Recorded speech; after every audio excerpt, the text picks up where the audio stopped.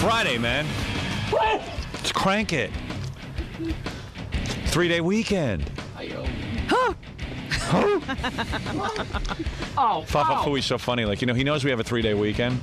So remember that guy who called up on the air and said he's an efficiency expert and he wants to check out how we run things and he's going to tell us where our system falls apart? He was going to follow Gary and see what he was wasting time on. So Gary books him on Monday when we're off.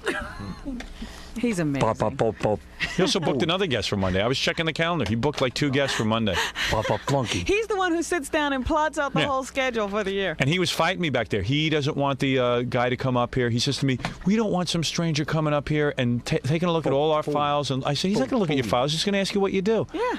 No, we don't want it. And he's a listener, and he'll tell secrets. I go, we have interns up here all the time. What secrets are there? Strangers, and Gary will let him look at anything. Yeah, I said, there's no secret. What secret is there? I come in, I do the show, I leave. What are they going to learn? You look at the calendar and say, why are the guests booked on Monday? Yeah, I mean, I need a guy. That we is I. Yeah, I don't want them looking at the calendar and see. Gary booked everything for Monday. Yeah. We're not even here. I don't even know that Gary's here. He doesn't want anybody standing over his shoulder. He knows he's not doing the job right. Right. He just doesn't want to hear it. Oh, he's fighting me tooth and nail on this. And I mean, when I say tooth, that's a big tooth. He knows that there are a lot of improvements that can be made, and he doesn't want to deal with it. Right. Not only are you right, but I wonder, wait a second. I feel really stupid about this, but do you realize how many different people, like how many different levels this whole thing goes through? No. Like I give it to one of the interns who types it up and faxes it to your house. Everybody knew about it, by the way. And then Kathy. We all knew about it. Oh, you did? I said, please wait. I'm going to address it on the air. Well, why'd you wait till today? I kept forgetting because you weren't here to remind me. You mean you know this for like a week and nobody I knew it for 3 days. Okay, nobody said anything? Laura caught it. She goes. But I'm saying nobody on this end caught it. I think either. Kathy caught it. Okay. So you would rather wait till now? Yes. To inform I'd rather embarrass you on the air. See, that's why it's tough to work here. Exactly. Because you embarrass me. You should just pull me to the side. But you know what? If I had to just pull you to a side. You'd be at the side all the time. Yeah, I don't have time to pull you to the side. You got plenty of time. You know how many days I would have to spend hours pulling you to the side. Well, you don't spend hours on the show. I do spend hours on the show. Oh, yeah, that's right. Yes, you've booked a whole bunch of guests for Monday, including the guy who's going to come up and check our systems. Well, then he'll see how good it works. Already there's a problem. Wouldn't that have been funny, though, if the guy showed up and goes, okay, well, how do you work on the show? And you say, well, there is no show today. Are you working Monday? No. No, you're not even here. But Gary Puppet wants to say something. Oh, he's back? We haven't heard from him in a while. There is a fly in the ointment, and I am the fly and the ointment. That's right, Gary Puppet. I can't believe it. I will fight you tooth and tooth on this. I have so much tooth, there's no room for my nails. Gary Puppet, didn't you book De Niro on Christmas Day? Matter of fact, I did. I played ignorance and Marilyn stupidity. Monroe on Easter. Marilyn Monroe on Easter. Yeah. I played ignorance and stupidity. There's no excuse. Who else? You booked a bunch of people. No, just 2 people. I'm just looking, but there's no excuse. But you booked an efficiency expert who's going to evaluate how well you work on a day that you're not going to be here. I can't wait till he makes the call to the efficiency expert. Yeah, how funny is that? This guy calls us up, he's an efficiency expert, and because I was complaining that Gary isn't efficient and doesn't do his job right, and then the guy would have shown up on Monday, the whole building would have been closed, and the efficiency expert wouldn't even meet with Gary because Gary's not even here. That's right. He'd say, Howard, I know exactly what your problem is. How funny is that? I mean, is that unbelievable? So ironic. I really don't think it matters who's booked. Really? No. Oh, Gary. You don't think it was a little bit Freudian? What was it, Gary Puppet? Late breaking bulletin. I have the Easter Bunny and Abe Lincoln booked for July 4th. Great booking. Gonna have a barbecue.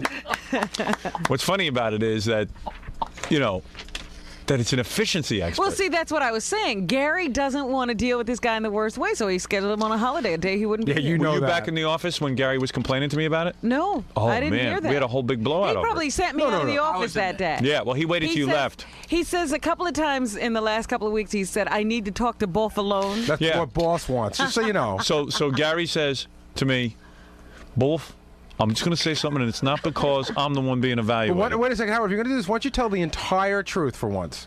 What entire because you're going to tell half the story. But go ahead. I'm sorry. You're going to tell half the story. Thank you for allowing me to finish my show. But I know you're not going to tell the truth. Thank you. Of course I'm not going to tell the truth. I never tell the truth. You don't. I'm a filthy liar. But you're here. Right. So you can catch him in there. You can catch me in my lies. So he goes, both. You don't want some guy coming in here who's a listener, dopey listener. A stranger. A stranger. You don't. Am I doing okay so far? But you're still not going to tell the whole truth. We got Dopey you in Keep here. going. Yeah, we got Dopey you in here to correct me. There's only room for one idiot around here, and that's me. So we don't want a stranger in here. And by the then way, Gary Puppet, it's good to have you back on the show. Thank you, Wolf. And then what did I say after that? Where's He says, the we don't want a dopey stranger. Yes. He's accusing me of something I'm going to tell you anyway. Just let him tell the story. He hasn't even done anything wrong yet. Wolf, we don't want a dopey stranger, some idiot coming in here. I didn't say idiot. I said somebody we don't know. Somebody we don't know, looking over all papers and systems and everything else. We don't want them, breach our security. All our papers and broken systems. Right. And I said, Gary, the guy isn't going to be looking through our file folders. I want you to just show him what you do, what Kathy does, what the interns do. Explain to him your job, the functions you have to accomplish. Show him Scott and what Scott does. Show him whatever it is that you have to do. Let him follow you for the day. The general layout. Right, general layout. Yeah, he doesn't have to get into specifics. I said, he's not going to really read anything confidential. I said, quite frankly, we have a lot of interns here who are all strangers to us, quite frankly, and that there's really not a whole lot to see. Uh-huh. I mean, there isn't. I mean, yeah, we have... What are they going to go away? What top secret are they going to go away with? Yeah. He'll discover I'm reading Newsday at 9 and eating my shredded wheat at 9:30. Right. And that stinks. Now, why don't you put in the but? Because you make it sound as if I didn't want anybody here. No, Gary said to me that I would like to get a real efficiency expert who we know. No, I didn't say that. Somebody you would hire? Somebody who we know who will not lie. I said instead of having a stranger who just called us on the phone, right? Why don't you call your buddy Jeff Schick at IBM, who probably knows somebody in this field, and let's get somebody who's got credentials. It turns out the guy that's coming in has credentials, but he just faxed us his credentials. We don't know. He hasn't been checked out. Well, I'm going to trust him. He sounded pretty bright to me on the phone. But do you think it's wrong for me to think maybe we should get somebody who someone else has worked with? That was right. But this is the first time. Look any better. It was the first time you thought something through clearly because it infected you. But it doesn't affect me one way or another. It's still going to be a stranger to me. The efficiency expert's going to tell me what you're doing out there. Yeah, but both of them are going to tell you the same. I trust that guy. Both of them. I like that guy. But don't make me sound stupid. It was his suggestion. You make yourself sound stupid. Don't make me sound stupid for wanting to keep it secure. Don't make me sound stupid for that. No, I make you sound stupid for other things, Again, not for that. What top secret is he going to run off with? Well, there's many top secrets. Let me list them. Well,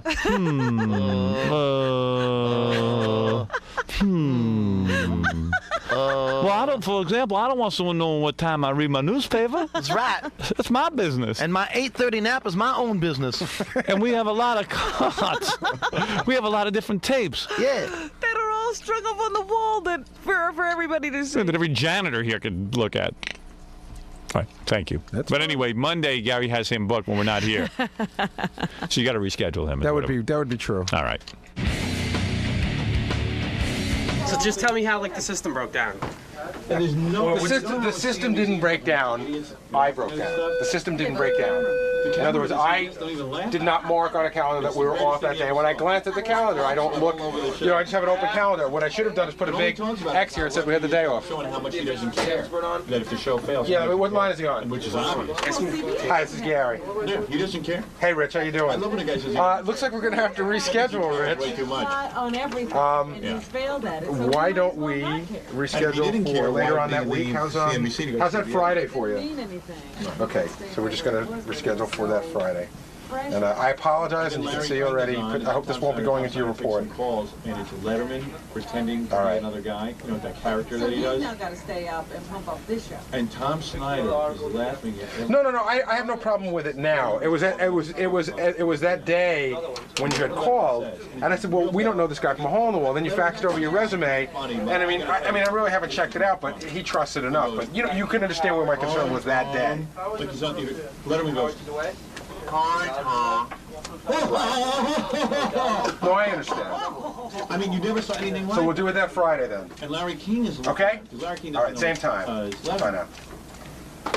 And Larry King. That was such a coincidence. What did he call? Yeah, that was. I mean, it was good. Anyway. He seems very efficient. What do you think he's going to find? Do you think he's going to find that there's a lot of problems, or? I think he's going to find a lot of disorganization in this office.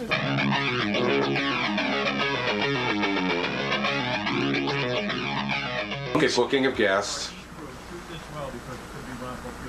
Or actually, that's probably a larger function because you did the You screen material that may be used for the Right. show. You look at that TV listing. I mean, it's more than just actually booking. Right. There's a lot of. What will we call that? I guess something having to do with guests, or celebrity bookings and show ideas is sort of a vague, or guest ideas. Okay. Because not all of Just them. call it bookings. Yeah, because not all of them are guests. Like you saw that thing I saw about Chelsea Clinton. That's not a guest, Right. but it's still Material. element for the show. What else? What else does it take to get this on?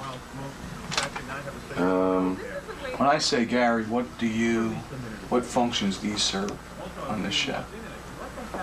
Different hats you got to put on all the time. So unprepared for this.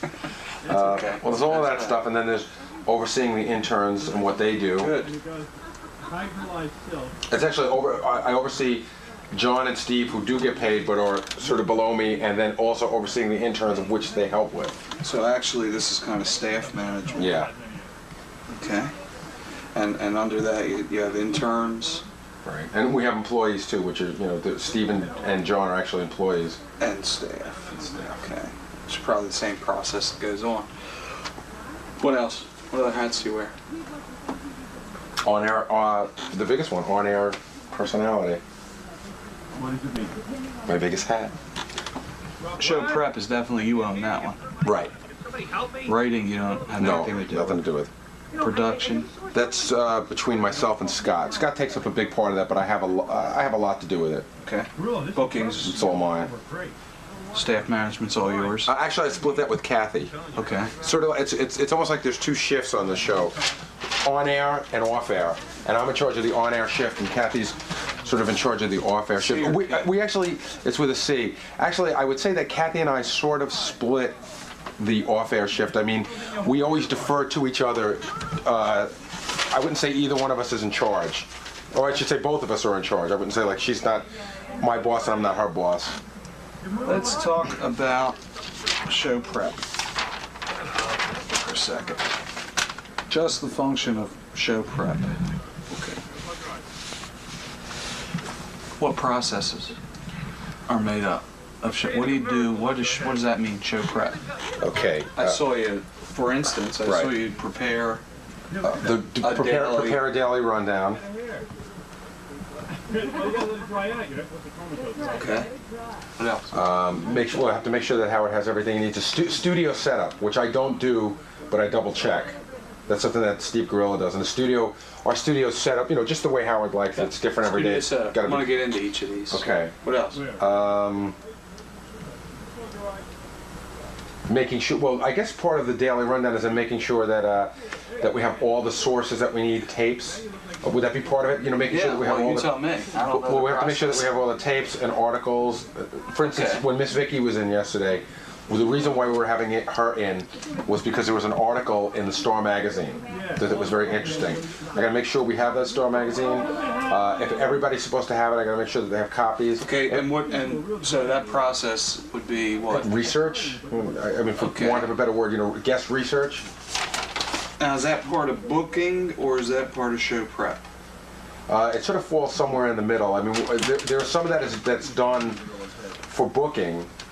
We may look over some material to decide whether to book. Whether you're going to book them or not. Right. And what do you do with that material? Say you have this material, you decide to book based on it. What do you do with the material? I use it for show prep. Where do you put it? I have a monthly file. It's got dates in it. I can go back and, like when I come in the morning, I look under. I look under the 24. Once you book, you may continue to accumulate material, look for new things, and from the show prep function, when you're getting ready to put that show together, you need to take the material, whatever's in that folder, and make sure it's in that studio. Right. Exactly. So it's. Come on, Grillo looks good. Prepare. I'm just laughing at my head. I did Grillo too. I look like Brad Pitt.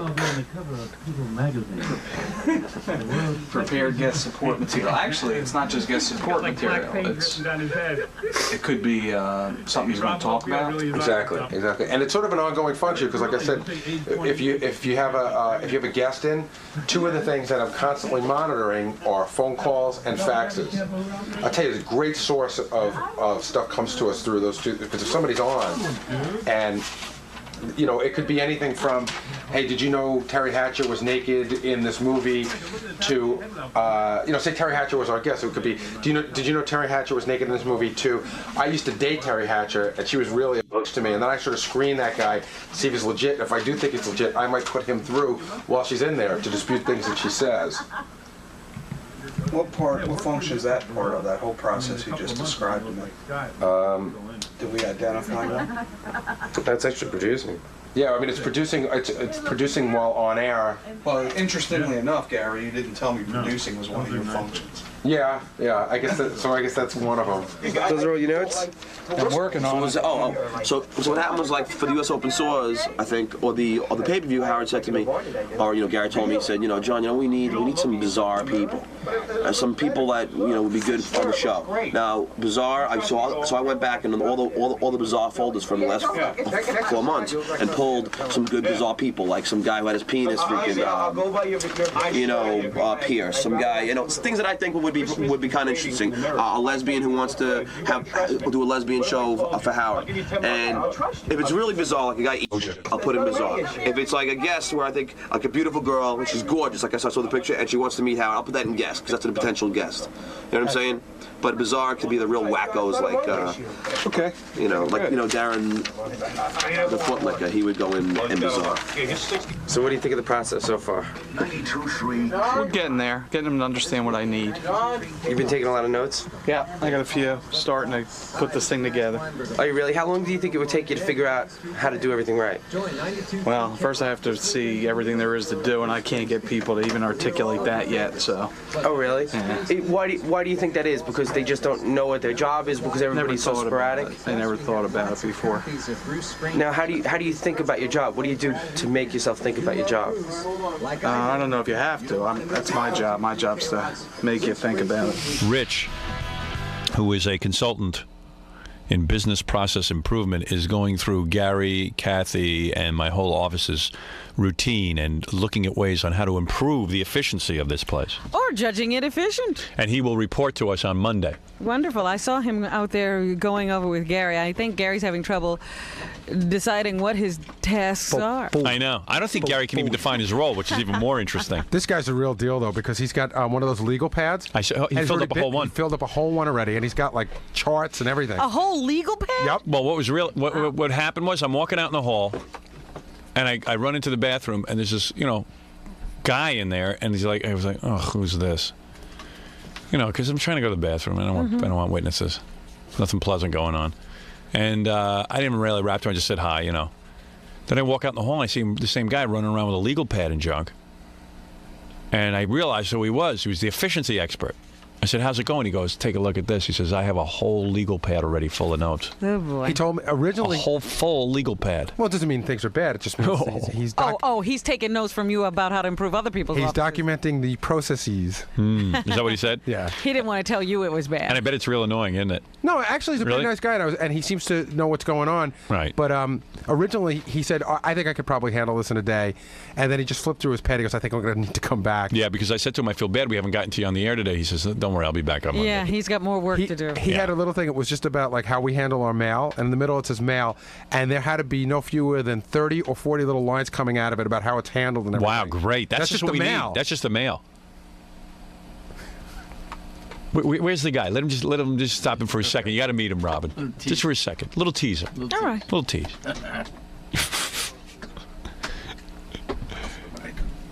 Dude, I'm not even gonna get into this with you till Monday. Yeah, we don't want to know specifics. Okay. You want to plug? What's your name?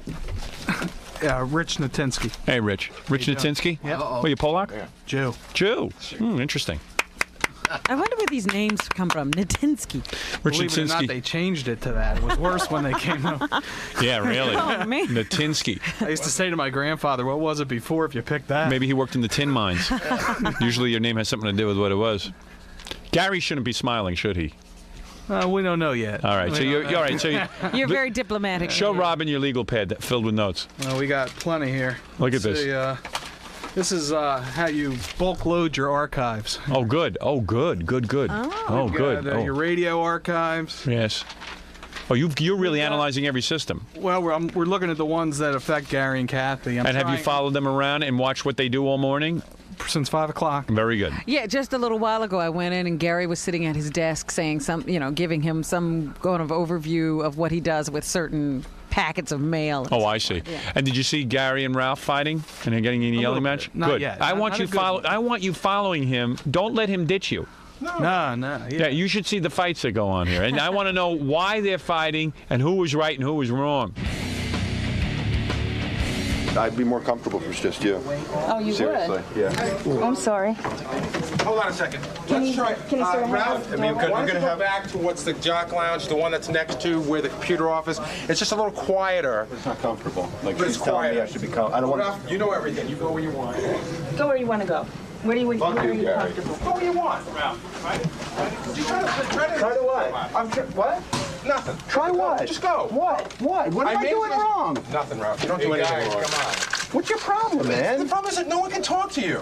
What do you mean? No, she said go from where you're comfortable. I'm Go not where you're comfortable sitting up Then you go straight where in you're a chair. comfortable. Go where you're I'm trying to do something Go. here. We're Go supposed where to be you're relaxing. You make I me just all said wound go up. ahead. No, I just said go where you're You're being an asshole. No, you are. Go fuck yourself. Ralph, what's going on there? I don't know. We got into that a little bit, right? Good. I'll tell you why. In fact, he told me why. You Right. know something? I can't even tell you why. He told me why. And you know what else? Why was Gary fighting with Ralph? Well, there was one discussion, and Gary felt that it was his responsibility to guard the gate to the studio, Right. and that staff should report through Gary before they come in. Go ahead. And he said, well, I have trouble with Ralph Right. keeping him at the gate. And I said, that's because Ralph doesn't consider himself part of your staff. Right. Aha. Ah. Measure the time spent arguing versus the time spent working. All right, go ahead. I'm not even going to talk to you about any more of this because I'll get lost in it. Very good. He's good, this guy. Yes. I like you. Hey, where's that efficiency dude? So did he get the goods on the running of the office? Is I don't he know. all ready? One day I was on the air. I was having a fit that Gary don't know what he's doing and John don't know what he's doing and no one knows what they're doing back there and nothing ever runs right. But He knows how to put this office together now? that's what I think. Well, he this had guy? a whole yellow pad full of notes before he left on Friday, so I guess he mulled them over. Yeah, all here he is. weekend. Your name's Rich, right? Right. Hey, Rich, so you had a whole day and a half now to look over the running of the office, and what is your... Assessment. Well, I've spent most of the weekend going over my notes from Friday. Right. I needed to come back and get into a few more things today. Yeah, One of them especially with you. yeah. And Well, he keeps wanting to interview me. I don't want to do an interview with him. What have you got to do with the running of the office? I don't know. I don't run the office. No, you don't, but you're the customer of what they do. I'm the what? On every process, there are suppliers and customers. Yeah. You're the ultimate customer. Well, They you know do. he's dissatisfied. I'm just Right. dissatisfied in general. He needs to know why. I want to. What? I wanted to. try He's to heard me why. on the air 100 times talk about what I can't go into each specific thing. It's a million things. If you prioritize them, what's the biggest one? I don't even remember. It's disorganization in general. Yeah. And that, you can never put your hands on anything. There's no follow-up, follow-through. Yeah, things just sort of get lost in the Even cracks. the systems we have, nobody understands. So if you need a tape, you can never get the tape because everybody doesn't understand the system. Well, Right. That's true. They have some trouble articulating exactly what it is They do. they need to do. Right. Because you ask Gary what he knew does, it. and he can't describe what he does, Well, right? we walked them through it a little bit, and Right. actually by the end of Friday afternoon, we were able to get them to. We talked for about an hour and a half. Yeah. And actually got some good information out of them, I think. Did you? I think All right, so. just do me a favor, because my audience doesn't have a lot of time for this. Yeah, I know that. They're in a big rush. How big a mess is my office in on a scale from 1 to 10? 4. A 4. A 4. So, in other words, 4 meaning it's a pretty big mess.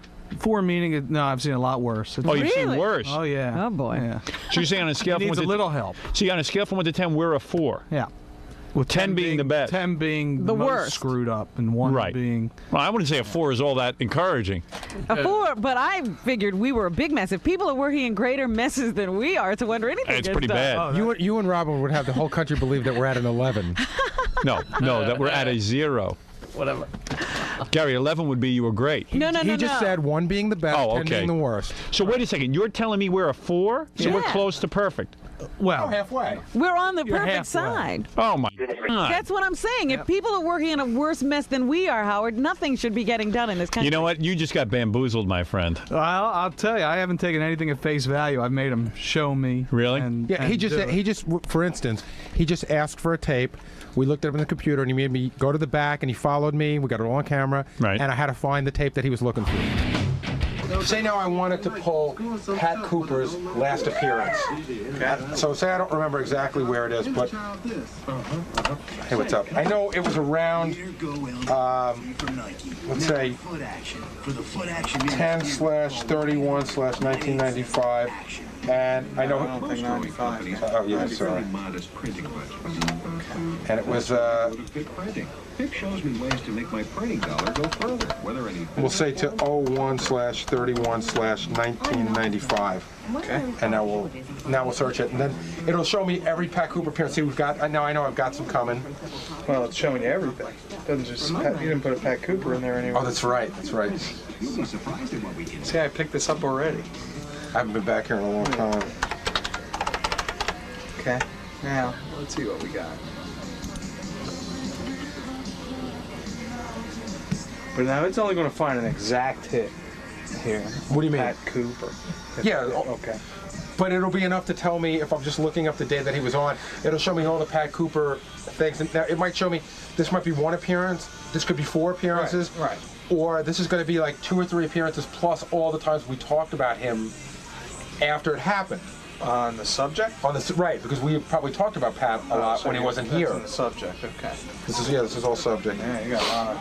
I'll probably do about. I'll bet you we'll do 200 or 300 lines on him for this amount of time. Okay. This Black History Month, Coors Light celebrates the rich heritage of the African American community with a trip to Senegal, Africa. Okay, 123 lines. That's it.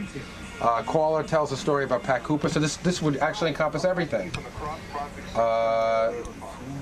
This is 11/4. Started at the first. Right. So that show. So I know from having listened to the show that this is a day that everybody called in. Okay. So now I'll page ahead to see what the next. Okay, 11/22.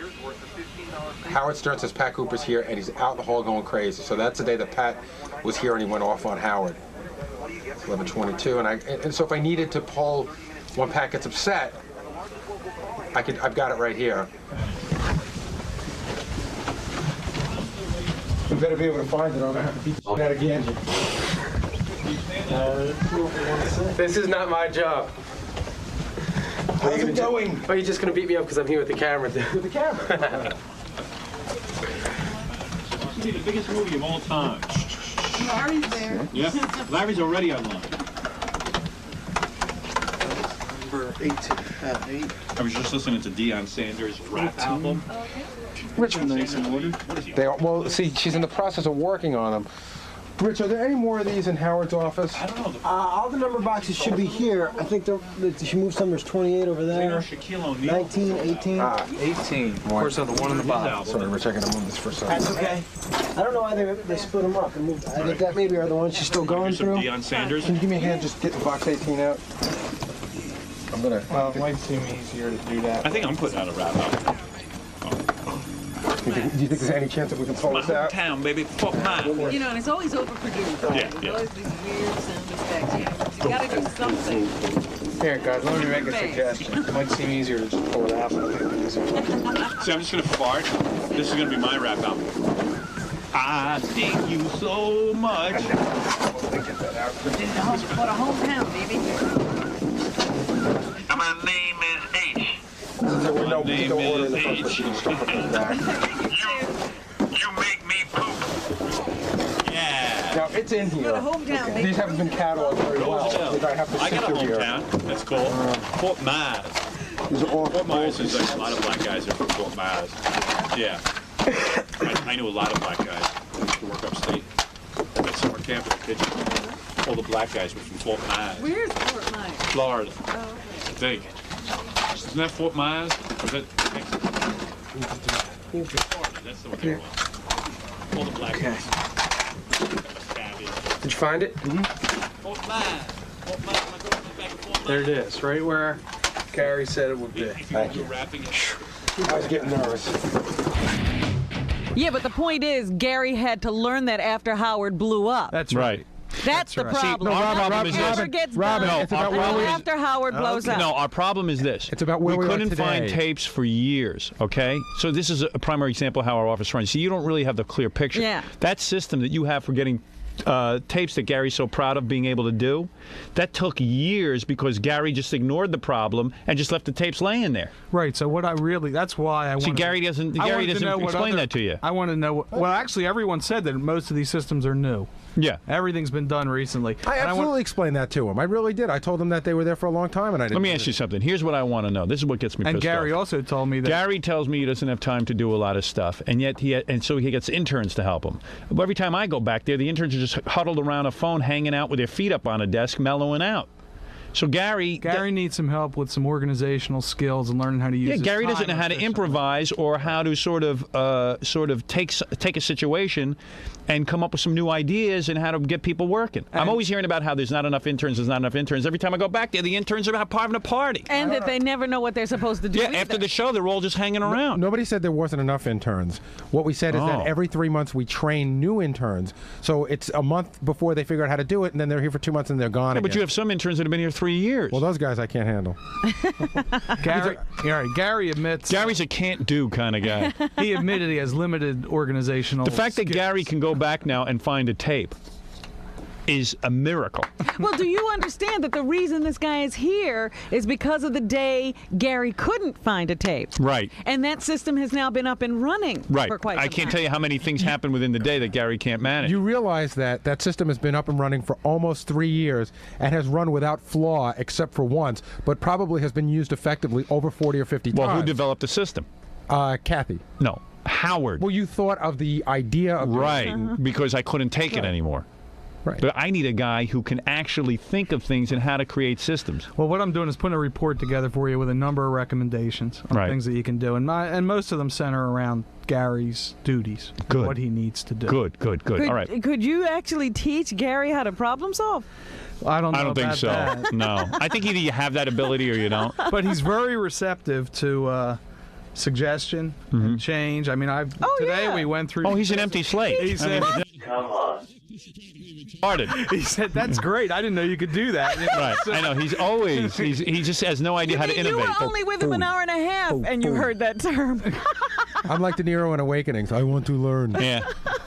Well, very good. Very He good. wants the help, and I'm going to give it to him. Yeah. I'll give it to you. But see, I wanted to hear about the things that aren't fixed yet. Oh, there's a million of them. There's just a million things that go wrong on a daily basis. And I figured that and everyone just tells me, well, we have no help. There's not enough There's plenty of interns. help. There's plenty of help, right? There's plenty of help. And not much to do, I'll bet. If I throw a new task in, that drives everyone nuts. Or a new way of doing stuff, it just gets them crazy. Well, there's another thing that goes on, too. There's a constant switching of authority that Yeah. I've noticed. Yes. For a while, I hear the term, that's Kathy's job. I took that away from Gary. Yeah, there's always and arguing. Then I hear, no, I gave that back to Gary. That's not Kathy's job anymore. And there's a whole big problem with answering the phone.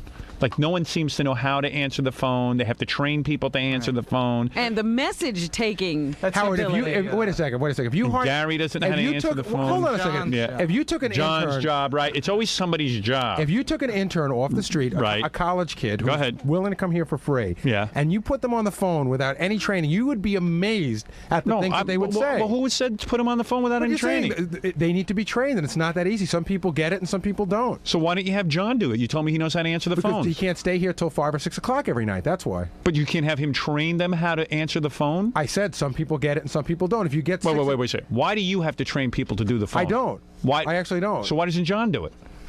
Kathy and John do, but what I'm They saying... sit two people to train to answer a phone. Your complaint See what I was... mean? This is what drives me nuts. Because I'll call them up and go, why didn't something get done? They'll tell me, well, we had to train people to do the phone. My question was, why would you have an intern that isn't capable of answering the phone? Well, we have no choice. This is who we have. But you have a number of people to select from. See, he's already saying there's a number of people to select from who could do that. I know. But not a number I of people think that to be there's here an all hour day. problem that those people aren't here later in the afternoon. Right. Why don't we do this? You see, I have ideas like this, but everyone gets upset with me when I suggest them. You train one intern how to answer the phone. You videotape it. You show the guy the videotape when he comes in. I worked over the weekend on starting this report for you, and I have a section there on training because this turnover of interns is a real big issue. Right. Well, So, of course. It's always the problem. You know, you don't reinvent the wheel. You put some training stuff together. Right. You run them through it, and There if you they go. can't do it, you find it out in 2 Gary days. acts as They if can't do no it. other organization has to train anybody. No one ever. does. No one does. Well, it's such a big deal, Robin. It's so easy. How come you hadn't thought of it in 11 years? Oh, stop it, Gary. I could take care of that problem in 10 You want her to seconds. do the job now? But yelling at people won't get him to do the work. You want her to do the job They now? know how to do it. I wouldn't have to yell. No, but Robin and you sit here and say, I could do this, and then... Well, listen to me. We have our We jobs. can do the radio show, or we can go We back have and you to organize run the office. Now you want us to run the office and do the radio show? No. I'm just saying that if you have these great ideas, if an idea comes to you, right? We're Gary, the problem is I'm not back there with you all day. We're How a can I team. come up with all these ideas? We're a team. If you guys have an idea, why wouldn't you just tell it to me instead of waiting till the efficiency Wrong. expert? Again, now hold it. Now the efficiency expert has heard you for the first time. You've got to understand your job. I do understand. Your job is when I call up and say do something, and you tell me I can't do it, Howard, because I got interns to train, I got this to train, I got that to train. That means something's wrong in your office. You're not able to take on new stuff. So therefore, I can't solve that problem for you. I'm not. And I'm not there. asking you to. All right. But if you come up with you had that idea. Yeah. If you have it and it just comes to you, why wouldn't you just tell it to me? But he Like, what would did you- I just told it to you. teach you how to train the interns to Right, answer but the you're phone. saying, oh, that's an easy idea. Like you guys have known about it all along. Well, and what you about wanna- Stuttering John doing it?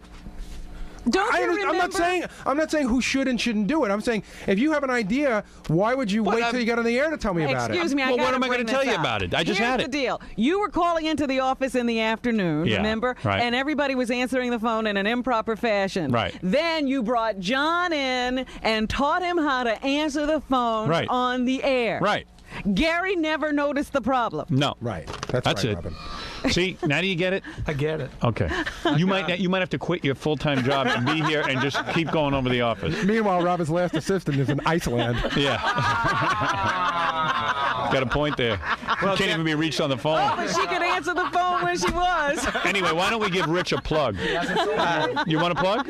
You don't want it? No. You just did it as a favor I to just us. did it as a favor to you. Are you going to type out a report for me? I sure am. You're Very gonna get good. Something. Very good. Pretty nice. Excellent, Rich. Thank you. Okay, thank you. There's So you Rich. now see the whole problem. I'd just like to be the official management consultant of the Howard Stern Thank you. Show. Please leave your number so I can call you whenever there's a crisis, which will be every Which will 10 be- minutes. Yeah, keep your phone And the on. one area I have not been able to delve into is Fred's carts. Oh, yeah. Fred's Oh, tapes. that's a mystery. Fred's personal. And Fred won't talk to you? Well, we spoke. Uh-huh. We spoke, right? And what happened when you lost your hair, didn't you, when you spoke to Fred, didn't you? What happened, Gary, when Fred was consulted? I only heard a little bit of it, but Fred was explaining how, I guess the words he said were like, it's his personal hell, was one of the things I heard him say. And then he said something like, this was put on me, but I'm not sure that I'm supposed to be in charge of it. Something to that effect. It's just. What do you want to be in charge of, Fred? I thought I heard Fred saying that it was like sort of thrust upon him. I see. Being, It's kind of a joke situation. Right. So Well, Fred, the guy's trying to really solve a problem, Fred. Don't joke around. I know that, but I think I answered his questions. Yes, you and did. I also asked him at the end, I said, was I very clear? You were. And Fred he is said I was. responsible for a lot of the sound effects and the tapes, and since he is the one who plays them, Yeah. he should know where they are. And I pretty much do. And as long as he does, But no one else knows where they I are. tried to figure it out. So what happened? You asked Fred about it, and he wouldn't really. Yeah, well, come- he kind of told me I that he pointed- knew where it was and pointed to things. I pointed to things and said it's Is there alphabetical, a and there you go. rational? No. Oh, okay. If it works for Does Fred have to carry 4,000 tapes in here 2 ways every day? It works for Fred. It works for Fred. And you don't. You know what? You don't even want to. You don't want to get involved. See? There you go. There you go. Works for Fred. There's also a section in the report on Ralph. Oh, is there?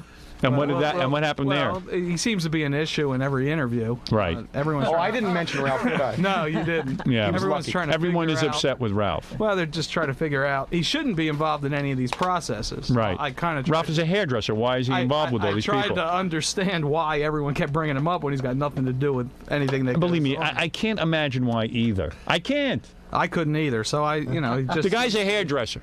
So what is the issue? Why he's does his here name is come the up? The issue is that he's here? I guess. And what is he doing wrong?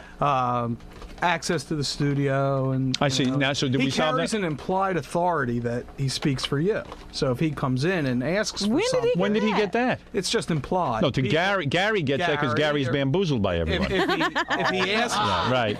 if he asks for something, the implication is he's asking for you. So stop what you're doing. And Well, I don't know who gave him that implication. Who gave that implication that he speaks for me? That Ralph. You've never said that. In fact, you've told Gary he's in charge. I've told that Gary 900 times Ralph does not speak for me. all you have to do is listen to this radio show to know that. Yeah, no one even likes Well, Ralph. you know, Ralph and I had that big argument off the air on Yes. Friday, which was luckily captured on videotape. Really? Yeah. And that big argument we were having. Yeah. And I spoke to Ralph after the show, and I said, What was the argument? What was the The nature argument of it? was that Ralph is supposed to ask me whether he can come in here to Right. talk on the air, which he did this morning. Good. He had something good to add, but he didn't. He wasn't doing it for a while, and he didn't He said to me, "I feel like I'm doing it, but what was going on? There would be a lot of times where I was in here, and since he couldn't ask me, he would just come in. And I would say that unless you really feel so strongly, you should just not come in then if you don't have someone to ask. Right. Or he can ask John, and John can slip you a note. Okay. See?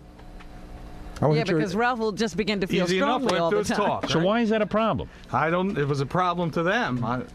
They articulated it to me when I asked the question. I see. So I just put it in. Now, the is there report. anybody in your opinion that I should have to unload as dead wood? No. Oh, you're being nice. It was a slow no. Come on. Want to talk was a privately slow- about it? No, really, it's not a matter of unload. You have a lot of people here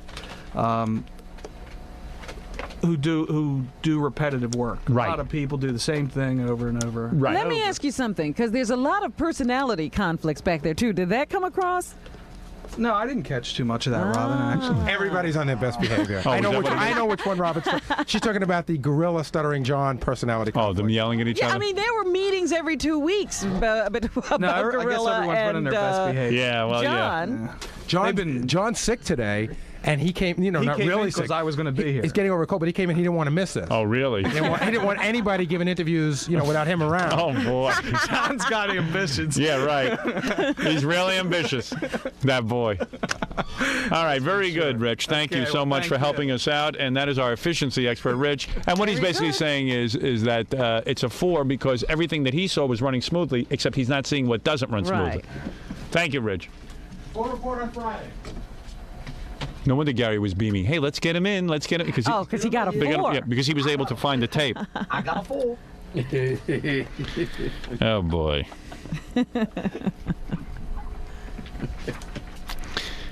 It's hopeless. I don't even think you know some of the crazy stuff that goes on back there. Why don't you tell the efficiency expert, People Robin? quitting every 2 weeks. It's Who is hysterical. quitting? Gorilla has quit a number of times. So why doesn't he leave? They talk him back in. Oh, they do? Gorilla, is it true that you quit every 2 weeks? I quit. Never heard that. I never even heard that. That's why I said there are the personality conflicts coming through out there, because I think what they do, because they have nothing to do, is fight with Did each you other. quit every 2 weeks? No, I at one time just thought it would be best if I just took off. What happened? It was just getting kind of hectic in the back. It was just like, I guess there was some things between me and John that just at that one point couldn't be settled. Well, tell me what. Really? Like what? He'd just get on my case constantly.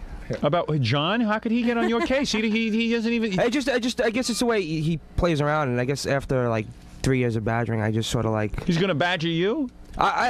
He can. I don't. Gorilla pulled me aside one morning, and I think he told me that like he was having like stomach ulcers or something like that.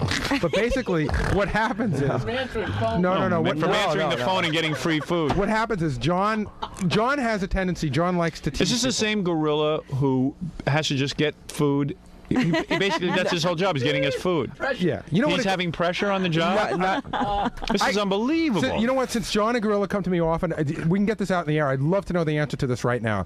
The big argument is John has been here for 6 years. Right. John feels he is the chief whatever. No, he's not the assistant. chief. No one appointed him chief. In other words, he feels he holds rank over Gorilla. No. And he doesn't like the fact that we say John and Gorilla. John thinks he should be in charge and he should be able to delegate things to Gorilla. I'm going to change it. And he says when he tells Steve to do stuff, if I tell Steve, would you go and do this, Steve does it. If John tells him, he says that Steve gives him like a dirty look and blows him off. All right, here's the pecking order now. Okay. I'm going to read it to you now. All right, you ready? Yeah. Kathy. Yes. Gary. Yes. Gorilla. Yes. John. Okay? That's it. Gorilla is in charge of John, and John will do whatever Gorilla says. You know how to solve a problem. What? Now it's solved. That's the end of it. Now John's quitting in 2 weeks. Good. Tell him goodbye and tell him to collect his severance, even though he doesn't make any money. He does. He actually gets paid now. Does he? Good. Yeah. Now tell me he just gave that up. Gorilla, you are in charge of John. But that's where John, Gorilla is your boss. If I would have threatened to quit, then you probably would have done the same thing anyway. Gorilla is your boss. I don't really care. Because you know what? I've learned how to deal with it. I've learned how to deal with it. Good. Gorilla, if Gary tells you to do something and you're a little overwhelmed, you can assign it to John. You want to put him as my boss? Yes. That's fine. Thank you. Okay, I guess you're not going to, however you want to do it. Fine with me. Fine with me. Gorilla, then you. You got it. All right. You got it. Gorilla, tell him to go get your water if you're thirsty. You thirsty? Because these guys. John, you are not in charge of Gorilla. No, Howard, you know what? This is ridiculous, but you want to be on the air or you want to be serious about it? I want to be on the air and serious. Okay, well, the point is Gary will attest to me. If you're going to go on who you want to be in charge when Gary's not around, you want Gorilla? Fine. Yes. That's your prerogative. That's what I want. But I feel if you want the show to run better. I don't even know why one of you has to be in charge. Because, Howard, this is the point. Gary's in here half the show a lot of times. Right. Okay, right. So someone has to run the office. Someone has to run the office back there. Yeah. Now, a lot of things that I just feel that I can handle a little bit better than Gorilla. And that's how it goes. I've been here longer. I know who to put through on the air. And if you want to have the stuff go on the air, you listen. Ask. Excuse me. Wait. Excuse I'm not done yet. Your job is ask our efficiency expert, Howard. Is your job to listen to the phone calls and decide which phone calls should be put through. So why can't you do that and still answer to Gorilla? Because while I'm doing that, I might say, Gorilla, Howard, Gary needs you to do something or whatever. Go, go photocopy this, and he'll give me a dirty look. So now I got to go. The only problem that I ever had with John was like somebody can go, Gary can go, could you go do this for me, man? Thanks. John will go do this. Is that right? And that's the only problem I ever had. Well, now you're his boss, so he has to treat you nice. That's not true, though. One of the first days. We can wrap this up really quickly. We've had this big discussion about you guys and the personality conflict. John came to me 2 days ago and said that he goes, how do I handle this? He asked Gorilla to do something, and Gorilla refused to do it. What was that, John? Oh, I don't remember now. It was a couple things. Now I've learned. I know, it was throw it. This is a simple thing. You ready for this? Throwing a box away. Yeah. Gary said I was the only one. I was doing mail and answering the phones. Gorilla was just sitting there. I said, Gorilla, do me a favor, throw that away. Gary wanted it away. He looked at me, gave me a look, didn't do it. Half an hour later, let me finish. Half an hour later, Gary comes up. What are you guys, brain dead? I asked you to throw this freaking thing away.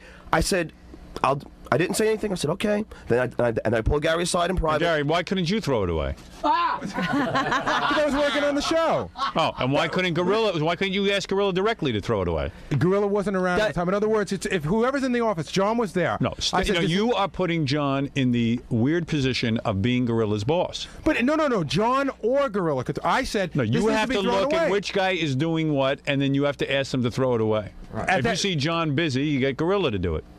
Okay, but if I'm not around and I say, John, I need this thrown away, and I'm running in and out of the studio, why should something sit there for an hour and a half? Because John can't tell Gorilla what to do. Well, that's the whole problem, and that's what the whole problem is back there. Is that some days I'm allowed to tell him what to do, some days I'm not. So me and Gorilla get into this problem because Gary doesn't want anything to do with it. Gary just kind of washes his hands of it. So Gary, you are the manager. You have to be involved in these decisions. I was involved with it for a long time, but I got sick of hearing these guys argue and yell with each other. There's nothing to argue about. So I sat them both down and I said, "Listen to what's going on. Where is the efficiency expert? I sat them both. Where is the efficiency expert? Is he listening to this? Come in here. This is why I can't get anything done. Now, you're scribbling away. Solve this. What is the problem? Would you solve it? I don't have enough. You just ran out of paper. Go ahead. Tell me, Rich, what to do here with These are the this. discussions that no one had in front. You need to come talk to me about what. Well, you are to interview Robin after the show today. Robin, make yourself available, please. I don't have time. Oh, great. Yeah. Well, you know why, Robin? Because I have a new tact now. What is your tact? Now I just don't get into it with a Gorilla. If I have a problem, I just Why don't you give the box to Richard, the efficiency expert, and let him throw it away? That would solve everything. Can you be available? Not at my rates. All right, do me a favor. Tell me what is going on here. Now, don't We you think have it's a roles and responsibility and authority issue here. now? Don't you think it was Gary's responsibility to sit there and work out who does what? That's part of his job. That's his job As the description. manager. Yes. to How many assign- managers do I At need? every available turn. You Oh, but you- throwing out a box. Wait a second. You tell me to delegate, right? Yes. At every available. So I should go to even something as simple as throwing away a piece That's of right. garbage That's has to right. be assigned directly to a person. If you In are other words, going you to can't assign assign it to a if you are department. going to assign it to John, you've got to make it clear to Grillo that he has to do everything John says. Howard, can I vent? Have you ever told Grillo that? If you will let me, I will. Why wouldn't I let you? Okay. What do you mean? Would I let you? John's in charge because Well, he's been hold here on. longer. Wait, I want to back up now a second. All the years you're working with these two guys, I've discussed. you've never with, no, I clearly have. I've drawn discuss- the lines of delegation. I've discussed with Steve that if John asks him to do stuff, I say listen, we're a team. Right. It doesn't matter. Nobody's in charge. Wrong. You're not a team. We are a team. No, you're not. You are the boss. If you want to make John the second in command, then do it. I just appointed Grillo because you refused to appoint someone. I've always said to the guy, I said we should always help each other out. If somebody needs something done, it shouldn't be this Rich, is your job, this Rich, is my job. You see what my problem is in life? Yeah. I got a guy. Gary trying to be popular Well, again. and John's perception is that he is second in command. Right. And Grillo has never been told that. But Howard, that's what I've been told, like through Gary, But someone's got to tell Grillo. Yeah, but no one told Grillo, so I don't blame him for. And being if you're going to be second in command, you got to treat Grillo nicely. No, I haven't. Now I just asked you nicely. He's gotten a lot better, but in the past, that was the problem. You got to learn diplomacy. I agree. So now I just ask him nicely. I don't even yell at him if he doesn't do it, because this is Howard. This is another big problem in the office, right? Yeah. Hey, Gary. wait a minute. Didn't you get interviewed by the efficiency expert? Yeah. Why didn't you tell these things? Because I don't want to rat out a Gary. No, actually, you see, you guys did not. You were not honest with Rich. He didn't ask us about it, and you know what? No. You guys know what to talk about. You can, if he says what's your problem, if he asks you a problem, you got to tell him the problem. I'm going to be honest with you right now. It's very simple. The answer to this is very simple. Of course it's simple. Monday and Wednesday, Gorilla bosses John. Tuesday and Thursday, John bosses Gorilla. Friday, Ganji wears a tie and runs the office. And I'll tell you what. And that's going to be my system from now on. Howard, here it is right here. You ready? Here it is right here. And this should never have come up to be an issue in the first place. John is a paid employee of Infinity Broadcasting. No. Steve is not. Steve is a lot of help to us. John is paid because he goes out and does interviews. Well, not as far as running the office goes, excuse me. Yeah. As far as running the office goes, Gary, you're in charge of who is in the pecking order. Okay, Howard, and let me just say two things. Okay. Oh boy. One is, that's obviously. I don't want to get into that yet. Let me just say one thing. He's like one of those lawyers in the OJ No, case. Howard. Right. The first thing. This is a small problem that happens in the office where I get into a fight with Grillo. My office is a bigger mess than my movie. The movie is more organized than what you were telling I me. blame this on Gary too. Okay, go ahead. Because he might like this. Go ahead. Gary always comes up to me and says, "Where's Grilla?" And I say, "I don't know." Gary says, I'm not my Gorilla's keeper. Gary says, "Well, you're supposed to know where Gorilla is at all times." This is what happens. I say, "Gorilla, you got to tell me when you leave." So what happens? Gorilla doesn't tell me, and he just goes out, and no one can find him. So then I'm in the position now. I got to yell at Gorilla, because if I don't yell at Gorilla, Gary's going to yell at me. Rich, so I'm playing. I have talked. I'm the this monkey in the middle. You absolutely are a monkey. I don't know about being in the middle though. Yeah. Let me say something, Rich. I have explained this away clearly to my boy Bahafuhi a million times how to settle problems like this. Would you now tell them how to solve this problem? Well, when I interviewed Gary to start off, and I asked him what his duties were, the first two things... I would like to hear a tape of that. The first two things he told me were... I don't know. intern management and staff management as two different things, because people get paid or don't get paid, Right. And that's his responsibility. So if that's his responsibility... who cares who gets paid? It's your staff. It's your staff. That's the people who have to do I always say they don't get paid. Well, if they don't get paid, so still you can make something. You give somebody a bone and let them be a manager. And if we have a communications problem and a lack of definition of roles and responsibilities, that falls on Gary, because it's his task to manage. Right. So one of the general comments is in the report. How can you tell me we're a 4? They can't throw out a box around here. You're at a 4. That's you relative. gotta tell me That's something. relative. Yeah, right. One of the things in the report Are we moving up toward 10 now?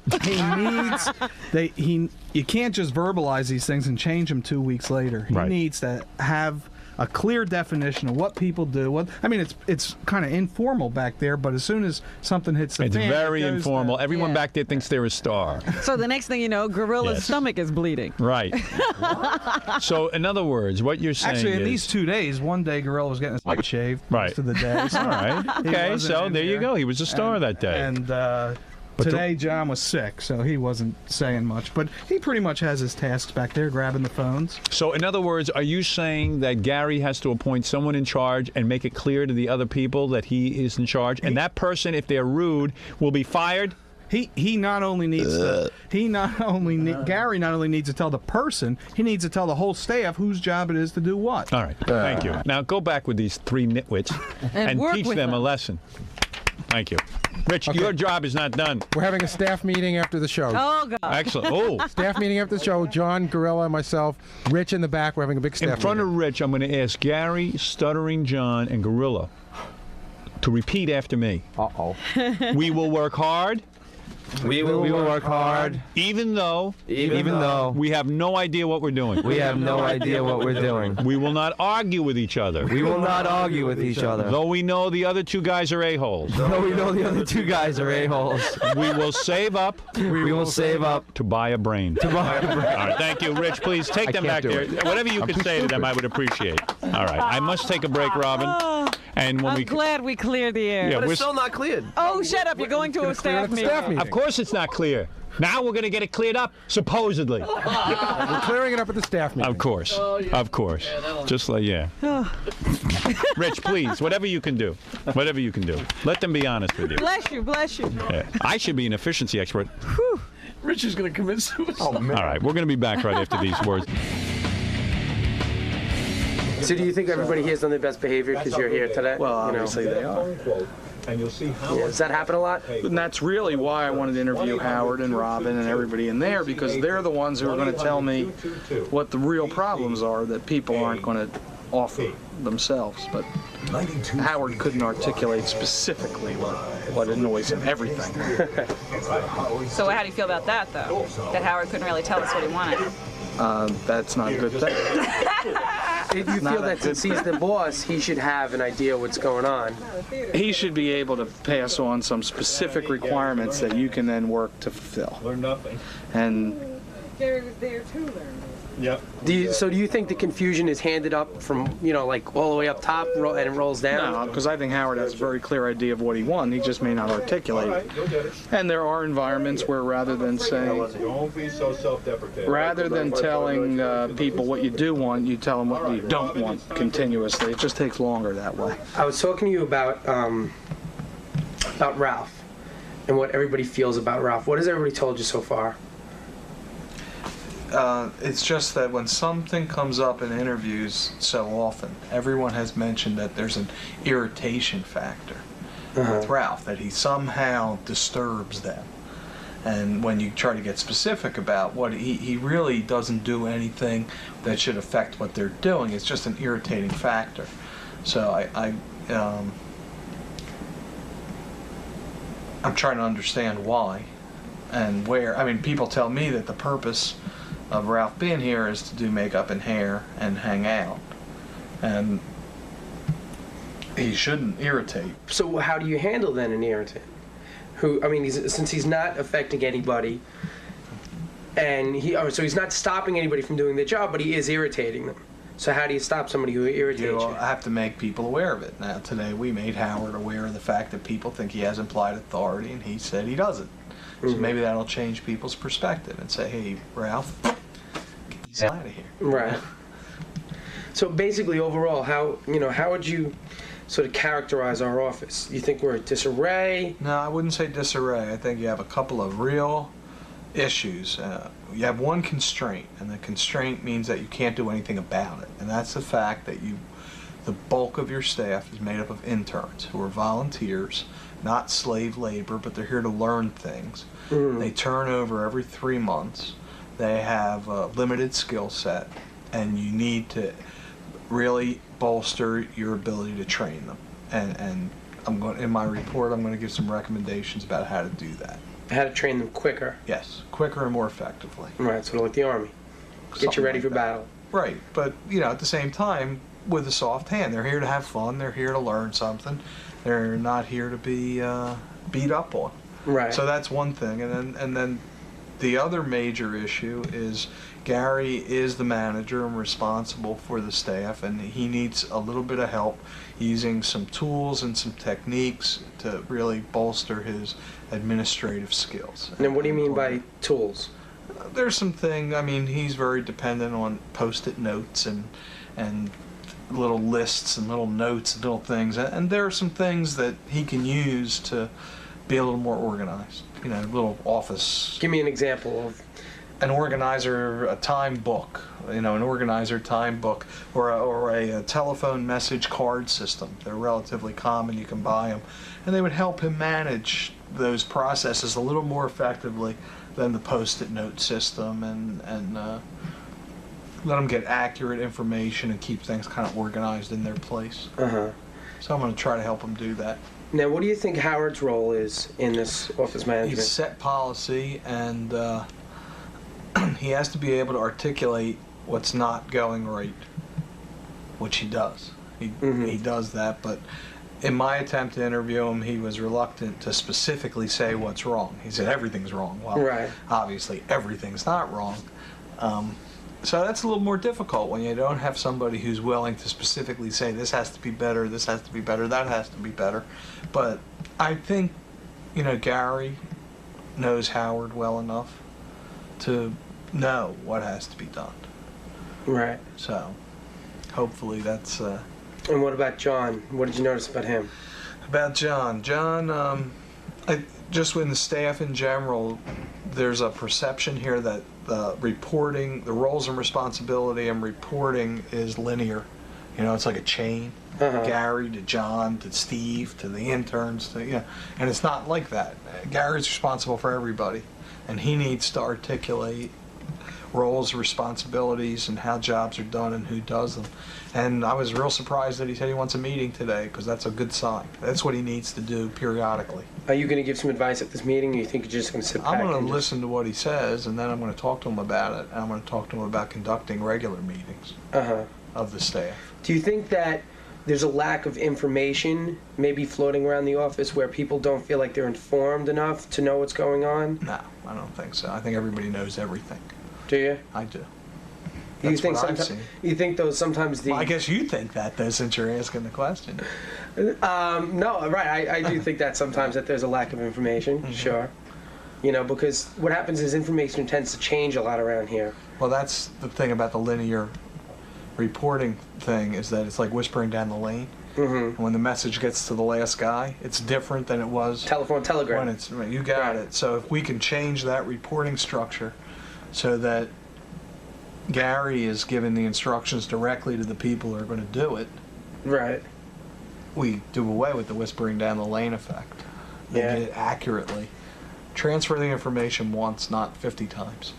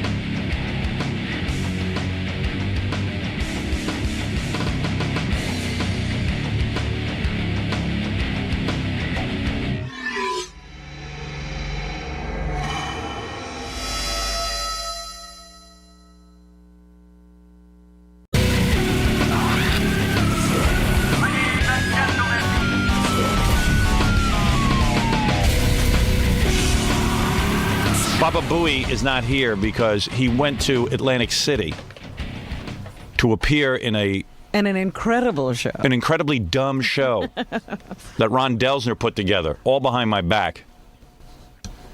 Baba Booey conspired with Jackie and Stuttering John, with Ron Delsner, and put together something called Friends of the Howard Stern Show, which I quickly put to a stop. And I even told Gary not to do, but he just went ahead to Atlantic City and did it anyway.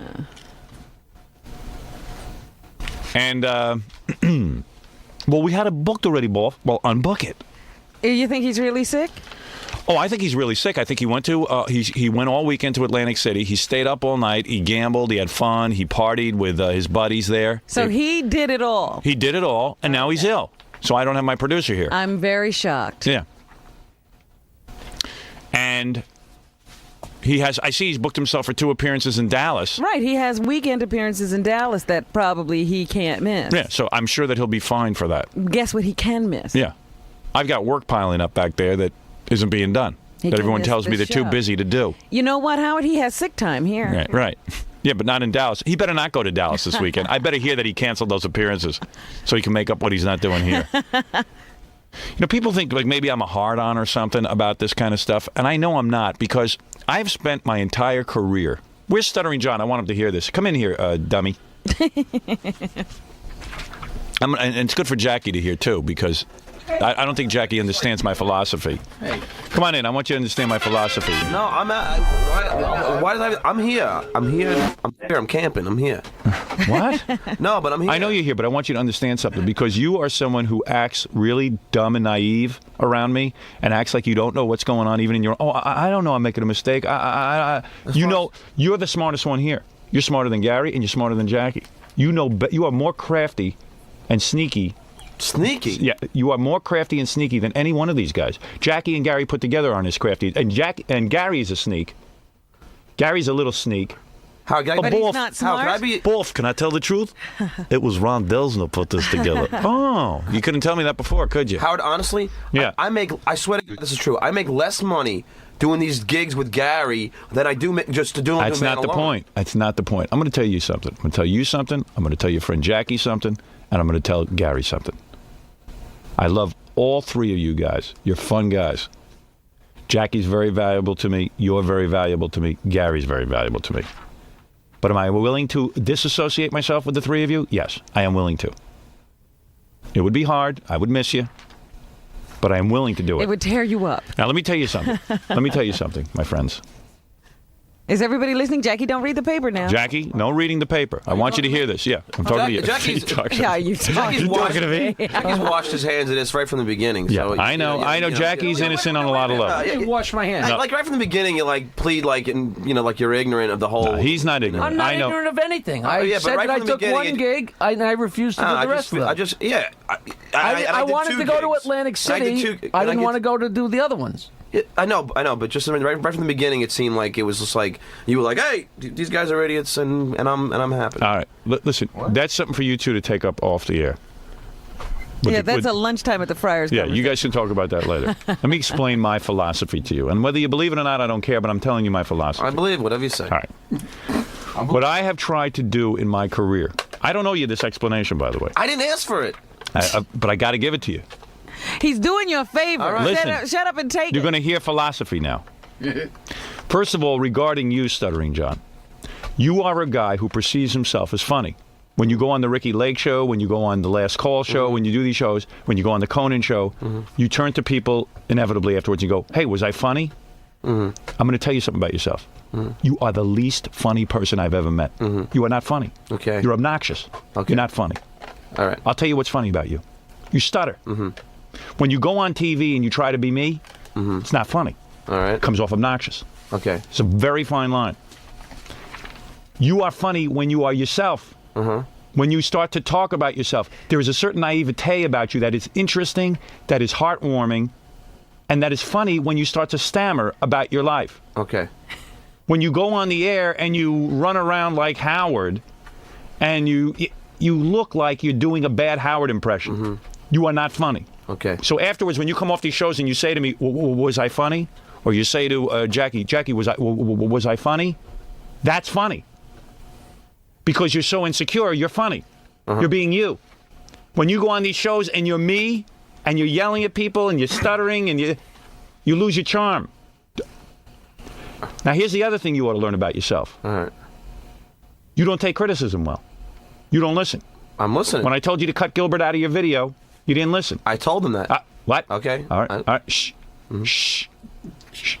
The smartest performers are the ones that listen. You know who's a smart performer? Madonna. You know why? You know why she's on top? She'll talk to garbage men. She'll actually watch what they're wearing, what they're listening to. You're not an expert. Mm-hmm. You know why I'm successful? You know why I've been on top for so long? If a postal worker came up to me and told me he had a good idea, I would actually listen to it. I would actually entertain it. Because I don't consider myself better than a postal worker. Mm-hmm. I consider myself garbage. That's why I'm going to go to the shrink. But that's what works for me. If I ever had a good feeling about myself, I feel too good for anybody. I wouldn't succeed. I am the genius of myself. I know myself. I know what has to be done. All right, so what have we learned so far? And I'm going to give you overall advice about career. I'm going to give it to you, Jackie, and everyone else. Jackie's got a whole nother set of problems. These are your problems today. Okay. A, you're not funny. Mm-hmm. I know you think you're funny. Do you think you're funny? Yeah. Tell the truth. Do you think you're funny? Do you think you're a funny person? Yeah. You're not. Okay. I don't want to disagree. You're not funny. I know, but I don't want to disagree. No, you can know disagree. What? It's very funny because I hear him saying, No, that means he's not listening. If you genuinely disagree, I want to know so I can help you with it. No. I'm taking valuable radio time I'm to help listening. you That's with your why I don't career. wanna- That's why I'm trying. Are you a funny guy? I'm serious. Let me ask you. Do you see yourself as funny? Do you think you're funny? But see, I'm not supposed to say no. No, you can say whatever you want. No, I'm say what asking you feel. I mean, I'm trying to help you now. You thought I was funny. No.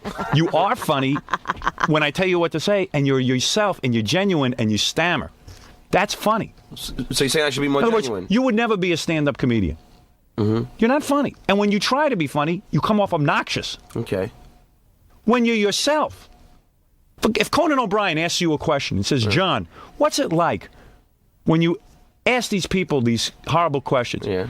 And many times you'll say, gee, Howard puts the words in my mouth, or Jackie and Fred put the words in my mouth, and I'm embarrassed, or whatever your genuine feeling is, and then all of a sudden you start to stutter, and you go, whoa. That's funny.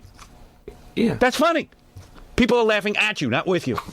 All right. Do you understand? Yes, I understand. It's fun to watch a guy stammer. That's what's funny.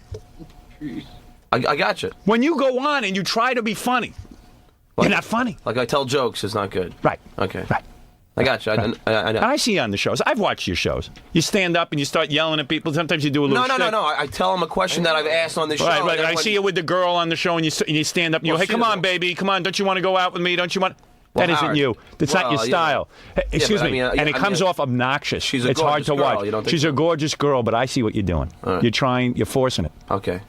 Well, that show, I agree. I don't think it was a good. All right, whatever. No. I'm talking about your performance on that show. All right. On Ricky Lake, I don't know what you were doing on there. Well, I was just being a judge. I don't know what that was. You got to start thinking about what you do. Now let me give you a hint. Mm-hmm. And this is for you and for that Baba Booey and for Jokey Martling. Jokey Martling. Here it is. I have turned down a lot of money in my career for T-shirts, bumper stickers. I've had offers to do all kinds. If I showed you the pile of offers that I've had in my career that I've turned down, you would get dizzy because it's a staggering amount of money. All right, let me ask you one question. Hold on. Okay. Okay, go ahead and ask. If you think your question is more important than what I'm going to impart to you now. Now I'm in a catch. Go ahead. Go ahead. Catch 22. Is that because? But is it because? Is it because you can afford to turn down these things? No. Let me tell you something. And Robin knows this to be the God's honest truth. I didn't have a pot to piss in when I worked at NBC, and I had cockamamie scam offered to me one after another. I couldn't afford to buy a house. Do you understand? Yes. You have more money than me than when I was at NBC. You have more money now than what I had at NBC. I didn't have the money to buy a car. You understand? I went to my father. He got me a 1970 Valiant. Couldn't get me a nice car. You're driving a better car. You drive a better car, and you have the money for a house. You have more money than I did, and I got offered all kinds of things to market my name. And you know what I said? This is gonna blow your mind. I said no. Now, listen to me. The reason I said no is this was my philosophy about this show. I believed in this show so much that I said the rewards will come a little bit slower. If you cash in quickly, you become like every other radio personality. You become just another dog with a bumper sticker and the Mark and Brian sponge and the this and the that. You understand? You become another one of the jerks that are just ripping off the audience. You become another guy. Hey, here's my Howard Stern T-shirt. Whatever outside project I did to try to make a little extra money, I tried to at least put some care into it. Integrity behind it, and also try to make it show business related, or videotape, or a book, or something like this. Not some goddamn keychain. You understand? Yeah. Okay. And I turned down keychain scam after keychain scam. I must have 500 letters on my desk. People want me to do a CD-ROM. Why don't I just take it and put out something real quick? Why would you guess I don't? Because you want whatever you put out to be that, to have. If I put out a CD-ROM, I'm going to change the computer industry. That's why. Right now they got all this technology, but nobody's buying CD-ROM. You know why? Because it's boring. Nobody's done it right. They don't know what to do. They got all the hardware, no software. Now most guys will jump. Hey, I got a CD-ROM. You understand? I have purposely backed off. I got you. Now I've got a problem. I got a bunch of guys who work for me who I want to be nice to, I want to be fair to, I want you guys to make money. But now the sharks out there who are frustrated that I won't do certain things get a hold of my guys. And my guys are going to now, they're going to buckle. They see the money coming in. Well, we can't get Howard to do it, so maybe we'll get Stuttering John to do it. We'll go roundabout. We'll put together a Friends of the Howard Stern show. It'll be a horrible show, but we'll do it through the back door. We'll get $28.50 a seat because people think they're going to see all the crew from the Howard Stern show. It'll be poorly produced, badly put together. Sound check will be all wrong. And all disaster strikes. You know, I even found out that there was supposed to be a bikini contest. Oh, but yeah. Nobody figured out how to get the girls there, so only one girl showed up. They did a bikini contest with one girl. Yeah. How embarrassing. Okay? This is what people saw when they went to Atlantic City. Now listen to me. Listen to me. I'm not listen saying a to word. me. I'm listening. I mean, I could say something there, but I won't. Oh, don't say anything. Okay. That's why I've never said, hey, let's go do Stuttering John book, Stuttering John t-shirt, Gary Baba Booey shirt. Gary Baba Booey came to me, you got to have a t-shirt. He wants to make a t-shirt. Do I want the Gary Baba Booey t-shirt out there? No. Who made Gary Baba Booey famous? Why is Gary Baba Booey famous? Because you made it right. fun. You think Gary Baba Booey has a talent? You think that he is someone people want to really wear his t-shirt? They want to wear it because I'm into it. I could have put out a Gary Baba Booey shirt, but why didn't I do it? Because that would have not only saturated the market, it would have just been stupid. Another stupid radio guy was selling stupid radio stuff. And you know what happens to the audience? They buy it because they trust you. And then when they get home, they look at it, they go, what the hell did Howard do to me? He conned me. I got a Gary Baba Booey shirt. What am I going to do with it? I'm not going to wear this. And I just spent $12 for this. Well, I don't like it. Gary has no talent. So when I say to Gary repeatedly, I don't want you to do a shirt. I don't want you to do Friends of the Howard Stern tour. Well, Howard's a bad guy. You don't want us to make money. Gary's talent is smiling and showing those disgraceful caps. That's his talent. If I didn't bring Gary in on here, no one would hire him for an appearance. So I've said to Gary, I try to be gracious. I said, Gary, if someone calls on you to get an appearance going, go do it. Fine. You want to show up at a supermarket, you want to say hello to the crowd, sign a few autographs, that's fine. But what does he do? He turns his back on me. Behind my back, he's plotting against me with Ron Delsner, putting together the Friends of the Baba Booey, Friends of the Howard Stern t-shirt, Friends of the... Why does he put out a Baba Booey keychain and why don't we make a Baba Booey store? Why do I not say to Baba Booey, go make a Baba Booey store? Answer my question. Because you don't want it. You think it isn't a good product and you don't want to be associated with it. I don't want it. I've turned down money for the Baba Booey keychain. But you're not asking the right question. No. Does he have the ability to discriminate? No. This is where this is where I had to disagree because on everything Let me ask you something. Why do you think you're popular? Why do you think people like you? Because you made me popular. But Howard, I always come to you and ask you every single time about these things. No, you don't. No, you don't. Did you ask me about Friends of the Baba Booey tour or Friends of the Howard Stern tour? Did you ask me about it? Can I just be honest with you? No one told me about it. Gary didn't tell me about it. You didn't tell me about it. To tell you the God's honest truth, have so little to do with the whole thing. It was like, just say, hey, John, you want to do appearance together? Yeah, okay. The Stuttering John book proposal, did you come and tell me about that? Yes. Oh, you did? Yes, I did. Oh, you came and told me about it? Yes, I did. You want to know why you did? I knew about it 2 weeks early. I'd already killed it. Howard, don't even talk to me about Howard, it. I find out about it. You came to me too late. I never brought it up to you. Howard, behave yourself, John. Howard, behave yourself. Wait a second. I don't want to know about these things secondhand and through people that I don't know about. I came up to you. I knew about it 2 weeks before you came up to me.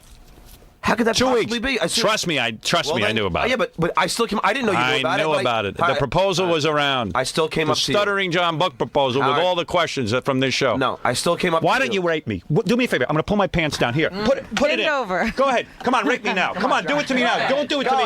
Don't give me slow rate. Do it to me now. Just give it to me. I've been bad to you, right? Come on. Enough Come on, foreplay, Howard. enough Come on, foreplay. Howard. Here it is. Howard, Here it is. Take it now. Rate me now. Are you kidding me? Come on, put the probe in. Howard, you know. Go ahead. Take my temperature. Howard. Goodbye. Howard, Howard. No, seriously. You know what? I can't explain Howard, myself any I've better. always come up to you and ask you things, and the last thing I want to do is piss you off. Maybe I'll do what Jackie does. You know what I'm going to do? I'm going to go on. I'm going to book myself in a club. I'm going to make a T-shirt. Use your finger cots. Use whatever. Oh, he'll cards. take his own cassettes and put them out on I'm going to get CD. Joe cards. I'm going to get everything I can get. I'm going to cash in. Howard, I'm going to go and sell everything I can possibly think up. Howard, can I ask you a question? These people must get home from Jackie's parents and go, what the hell did I just do? I got cards, I got T-shirts, I got mugs.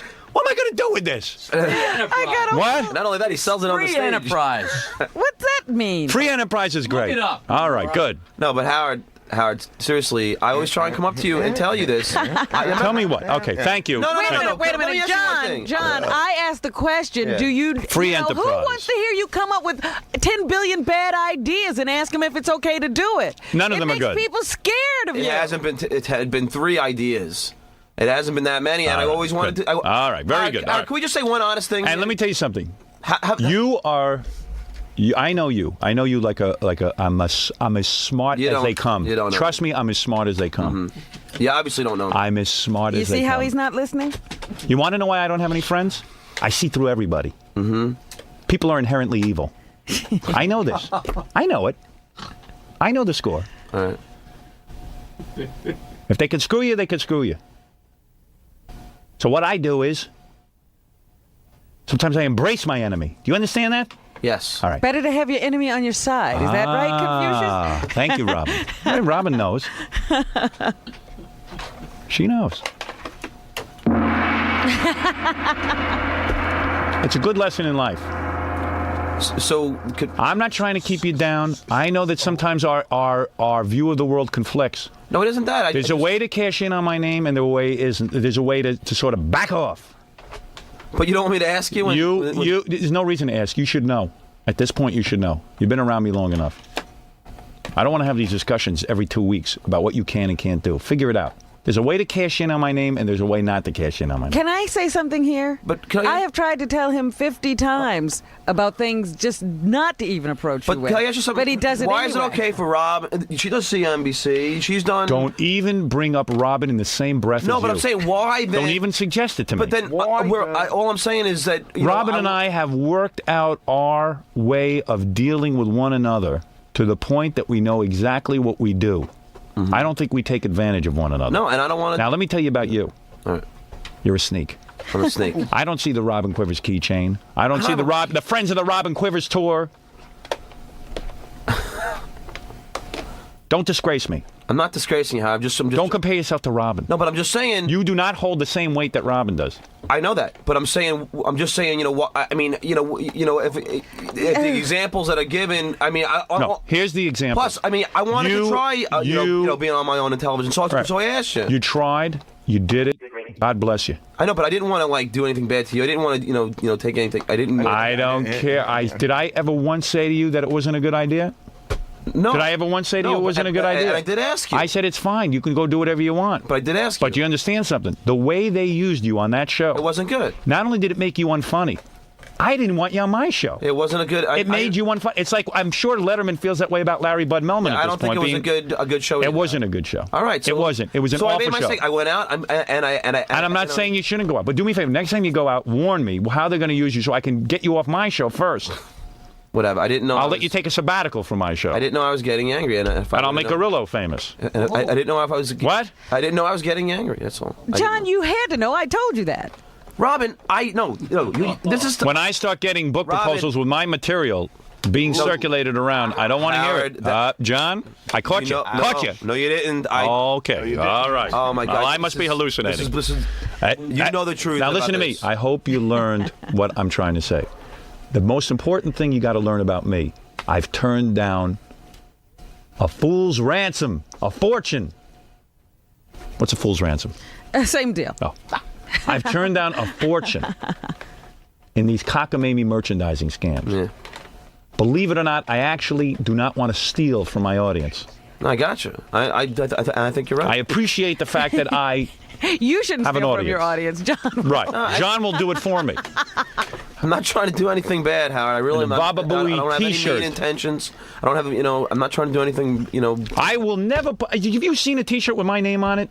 Do you No. see that? Do you No. see me selling that? In fact, these radio stations I work for, they have pressured me. They have threatened to fire me. You know, when I came to this station, there was several sponsors who didn't want to come on the air unless they could have Howard Stern mugs. This was a whole big thing. I remember. Remember that. this? Yeah. They almost fired me here over it. I said, guys, I'm not doing it to hurt your sponsors, but unless I put my foot down, I'm going to open up the floodgates with these little dopey Howard Stern plastic cups, Howard Stern this and that. So as a compromise, so they have a Howard Stern all morning t-shirt, rock and roll all day. I don't want a Howard Stern they want to make Howard Stern t-shirt. I said no. And I had companies come to me. They want to pay me all kind of money, Howard Stern t-shirt. I said no. I did it because I believe that this show is more than just another dopey radio show. Maybe I'm delusional, but that's how I feel about it. I feel that if we go that route, we look like jerks. You know, like Morton Downey. The guy had 5 minutes of fame. This guy was into more products. He looked like a jerk. Rush Limbaugh's got a store. He's selling Rush Limbaugh. This is a guy who's panicked. He knows it's going to end at some point, someone's going to go on against him, give him some competition, and blow him off the dial. Anybody with any kind of reasonable talent will blow Rush Limbaugh off. Mark and Brian in California are two imbeciles who had no career, had no personality of their own, adopted my personality. They go out to California. They get hot because I'm not there. And what do? There's 9 billion Mark and Brian products. And I don't blame them. Because they knew when I came to town it was over. The party ends. I see those little creeps. They're now going into San Francisco or something. They're one of our markets. With syndication. You think they thought up syndication? They didn't think up syndication. They don't have an original thought in their heads. No one in this industry has an original thought in their heads. So I'm very protective of my name and how it's handled and what happens with it. And tell your friend Baba Booey the same thing, who was out sick because he's got too many personal appearances. Can't handle his life. Booey. You know, every year there comes a time in the year where you have to slow Baba Booey down. Yeah. Oh, boy. Because he gets sick and he misses his time here. Baba Booey had wheeled and dealed himself into a 6-city tour with the Friends of the Howard Stern. Him and Ron Delsner had cooked up with Gary's manager. Ron was in on the whole deal. Oh, yeah. Oh, evidently. I'm not even sure. I'm getting bits and pieces. No one has come clean yet. That was the first time I'd ever heard that. No one will tell me what happened in this whole thing. How it happened, how it got cooked up. I was nowhere in my life. You understand? I thought up me. I thought this up. Since I'm 5 years old, I waited to do this. I'm not going to let anybody ruin it. I did it. I did it. Rate me. Rate me now, John. Put it here. My pants are down. Take it from me. Take it all from me now. Pull your underwear down. Come on. You get behind me. No, I'm not going to do that. Yeah. Come on, go for it. I'd like to pull my underwear down once you're behind me and ready to mount me. Rate me. And let me tell you something. You're no dumber than, like, Tom Chiasano. When I first got to this station, the general manager, Howard, we can't sell the show. We need cups, we need mugs, we need saucers, we need your name. I said, Tom, better you don't sell them. Better I leave. Then I get embarrassed with Howard Stern sponges. Mark and Brian sponge. Schivos are Mark and Brian. Death to Mark and Brian. Radio death. Well, Howard, you realize that, like, Oh, he realizes. What is he? What don't I realize? Have I made myself clear? What? You mean I still haven't made myself clear? What should he realize? You made yourself clear, but I'm just trying to defend the past things. Just saying, that there are people going to offer all of us stuff because of how famous that you made us. You know what I'm saying? So, and you're saying you're too weak to resist? No, I try and go through you, and I talk to Gary, I talk to you. So this is what I said. You have no way to discriminate.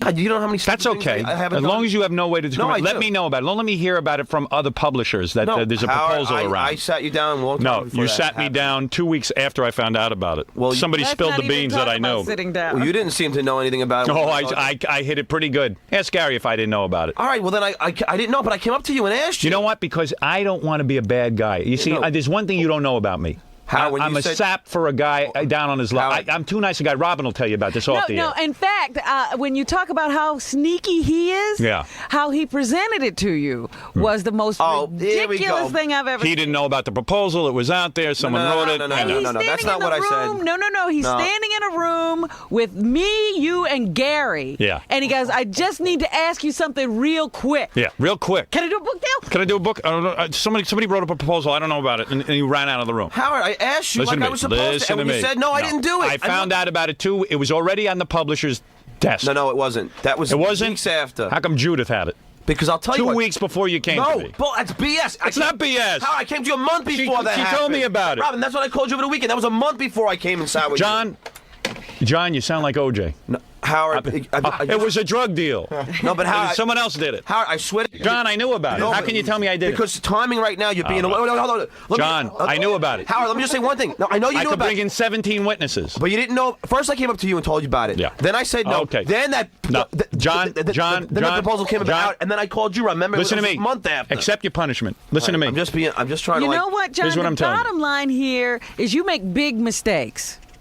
Don't make. That's the bottom line. Making friends with Robin.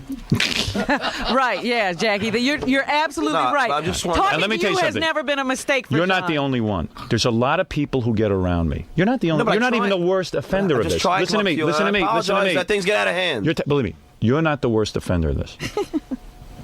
Our own general manager doesn't get this. It took him 5 years to understand what I'm telling you. You're a lot quicker learner than he is. He is stupider than you. Our own general manager is stupider than you. I guarantee you could run this station better than he could. Because you understand it better than he. You know how long it's taken me to educate this man? Hi, Tom. Tom, I don't mean it as an insult. John has a superior IQ, as a matter of fact. Tom, remember how long it took you to understand? And I don't take it as an insult. And I don't mean it as an insult. Remember how long it took you to understand why I don't do these things? I remember it being a very quick study, in fact. I see. All right. Well, for you, it was quick. 5 years is quick for Tom. No, Tom is thicker than the Great Wall of China. And he knows it. Bless him. And I accept it already at this point.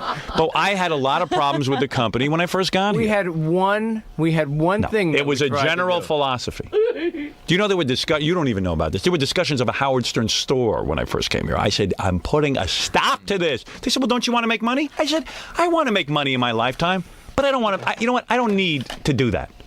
There are ways to make money. I said, what am I, Mark and Brian? What am I, Rick Dees? Am I better than them? Absolutely. Yes. Do I believe that my career will be longer than those guys? Yes, I do. I believe it. I believe this.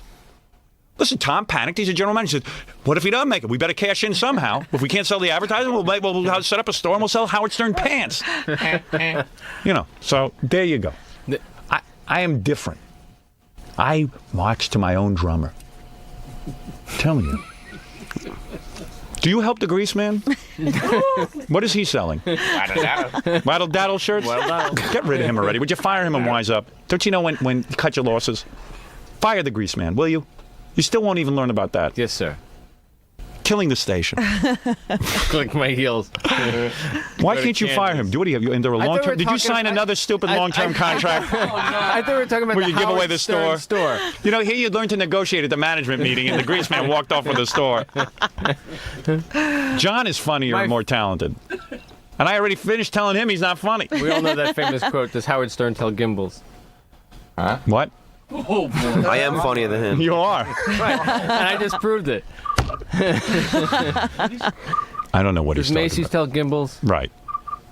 No. Don't compare me as Macy's and Greaseman as Gimbals. Let me tell you something, my friend. I am. That wasn't the comparison at all. I am steak, and he is a plastic cup. That's the difference. He talks into a microphone. That's the only comparison you can make between me and the grease man. Conversation. I have to point out every problem and how smart I am and how stupid everyone else is. My father pointed out to me my whole life. Now I'm pointing out to you guys. There you go. Now you know the basis for it and everything. I'm real up front. I like that you're not laughing, by the way. I see you taking me seriously. John, Stuttering John. I think that you have gotten through his wall. Yeah. Right, John has been taking you very seriously the last week or so. And let me tell you something. I like this kid. Imagine if I didn't like him. John's great. Not today, he isn't. Tomorrow, he's going to be better.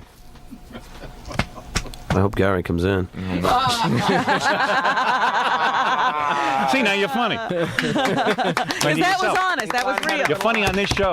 You're not so busy trying to be me. You're being yourself. Why now you're can't funny. we call Baba Booey? I want to know how sick he is. I don't want to know how sick No? he is. I'm going to tell you something, I do want to know Tom. how sick he is. And I Baba want to know Booey. if he's working this weekend. Oh, Baba Booey better not work this weekend. He better be canceling Dallas because he wants to be in tip-top shape for next week's programming. Oh, I better not hear he's in Dallas. Oh, boy. You want to call him and ask him? We don't call Ron Delzer. I think that's his manager. Somehow I don't think Ron had anything to do with that. Imagine I develop this Baba Booey. I give him a job. I develop him. I even give him a persona on the radio. Let him talk and everything. And Ron Delzer's cashing in on this. Well, that's Ron. That's Ron, boy. God bless him. He's smart. Oh, Ron's a very I'll smart never guy. call him stupid. He bamboozles. He must hypnotize my guys. Maybe that's what he does. Papa Bohai. Gonna ruin my life. And I know deep in everyone's mind here, everyone thinks that I'm saying this because Howard wants the money for himself. He don't want us to make a living. How much money are we getting? You gotta understand something. I wouldn't think that at all. John, I purposely turned down. You know what? I almost want to show you my personal papers. I know. Money turned down. Believe me, I merchandising. know. You know how many calls I get in the People, back? you want to know something? I've killed movie deals over merchandising. You want to know what busted up me in New Line? New Line, I know you said had that. nothing to do with scripts, had nothing to do with anything. They wanted my merchandising. And they wanted to sell Fart Man dolls, Howard Stern, this. I said, guys, I got to walk. I want to make a movie real bad. They were ready to finance it. They were ready to open a bank, the Bob Shea Bank at New Line. They were going to open up to me, John. No, I know. You understand that? Yeah, I know that. They were going to open it up to me. With the big bucks we pay John, he doesn't need the extra money. Right. Well, that's the problem. Now, aren't you clearing like 17 grand? Exactly. That's not even that. No, I want you to make extra money. Please don't misunderstand me. When you signed the record deal, who was your biggest supporter? You were. All right. Did I lie and say the music was great? Yes. Oh, Okay. come on, Howard. You know the music was I great. loved it. Did I call you and tell you the music was great? Yes, it was Okay. one of All the right. probably All our right. best conversations. I'm right. Did I call you personally to tell you how good I thought it was? And that listen, Tom knows this. I wouldn't get on the air and say, go buy John's album. I thought it was a good album. I was more than happy to say that for you. I didn't have to say that for you. Tom told me not to say that. Right? Absolutely. Right. No, I know. But there are certain things I don't want to do. I understand. And Tom knows I've turned down money to do these T-shirts I will say that and mugs and everything positively else. true. Absolutely. Absolutely. Absolutely. Why? Because I think that this show is better than that. I swear to think God, that we are that's more. true. I know it's true. I turn down things every day. I've turned down commercial endorsements. Speaking of commercials, how far? You know, I was offered a fortune. Forget Tom, please. You're bumming me out. You got to leave now. It's enough. I've seen you enough. Please. Thank you. Take off the headphones and go back there. Thank you very much. Go back to your chilly Nice little talking room. to you. Nice sweater. Go to Hawaii. Learn something. All right. Very good. Thank you, Tom. Oh, You know, I was if offered. I'm being bumped for Ralph, then I might be upset. Let me just say something. I want to say something. After Tom, Ralph is welcome. I got to tell you something. I turned down money to do a cigarette commercial in Japan. Mm-hmm. Now, why the hell they wanted me? In fact, I wanted to do that one. And nobody would have known here in the States. No, my agent said don't do it. I don't know why. That was a mistake. I would have liked to cash in on that. You should have Who done. cares if a bunch of Japanese smoke? They're all nervous anyway. Yeah. It doesn't seem to kill them. Yeah. You know, I don't think John's doing any of this out of malice or. You think he's stupid? No, I don't think he's stupid. He's not. He's very crafty.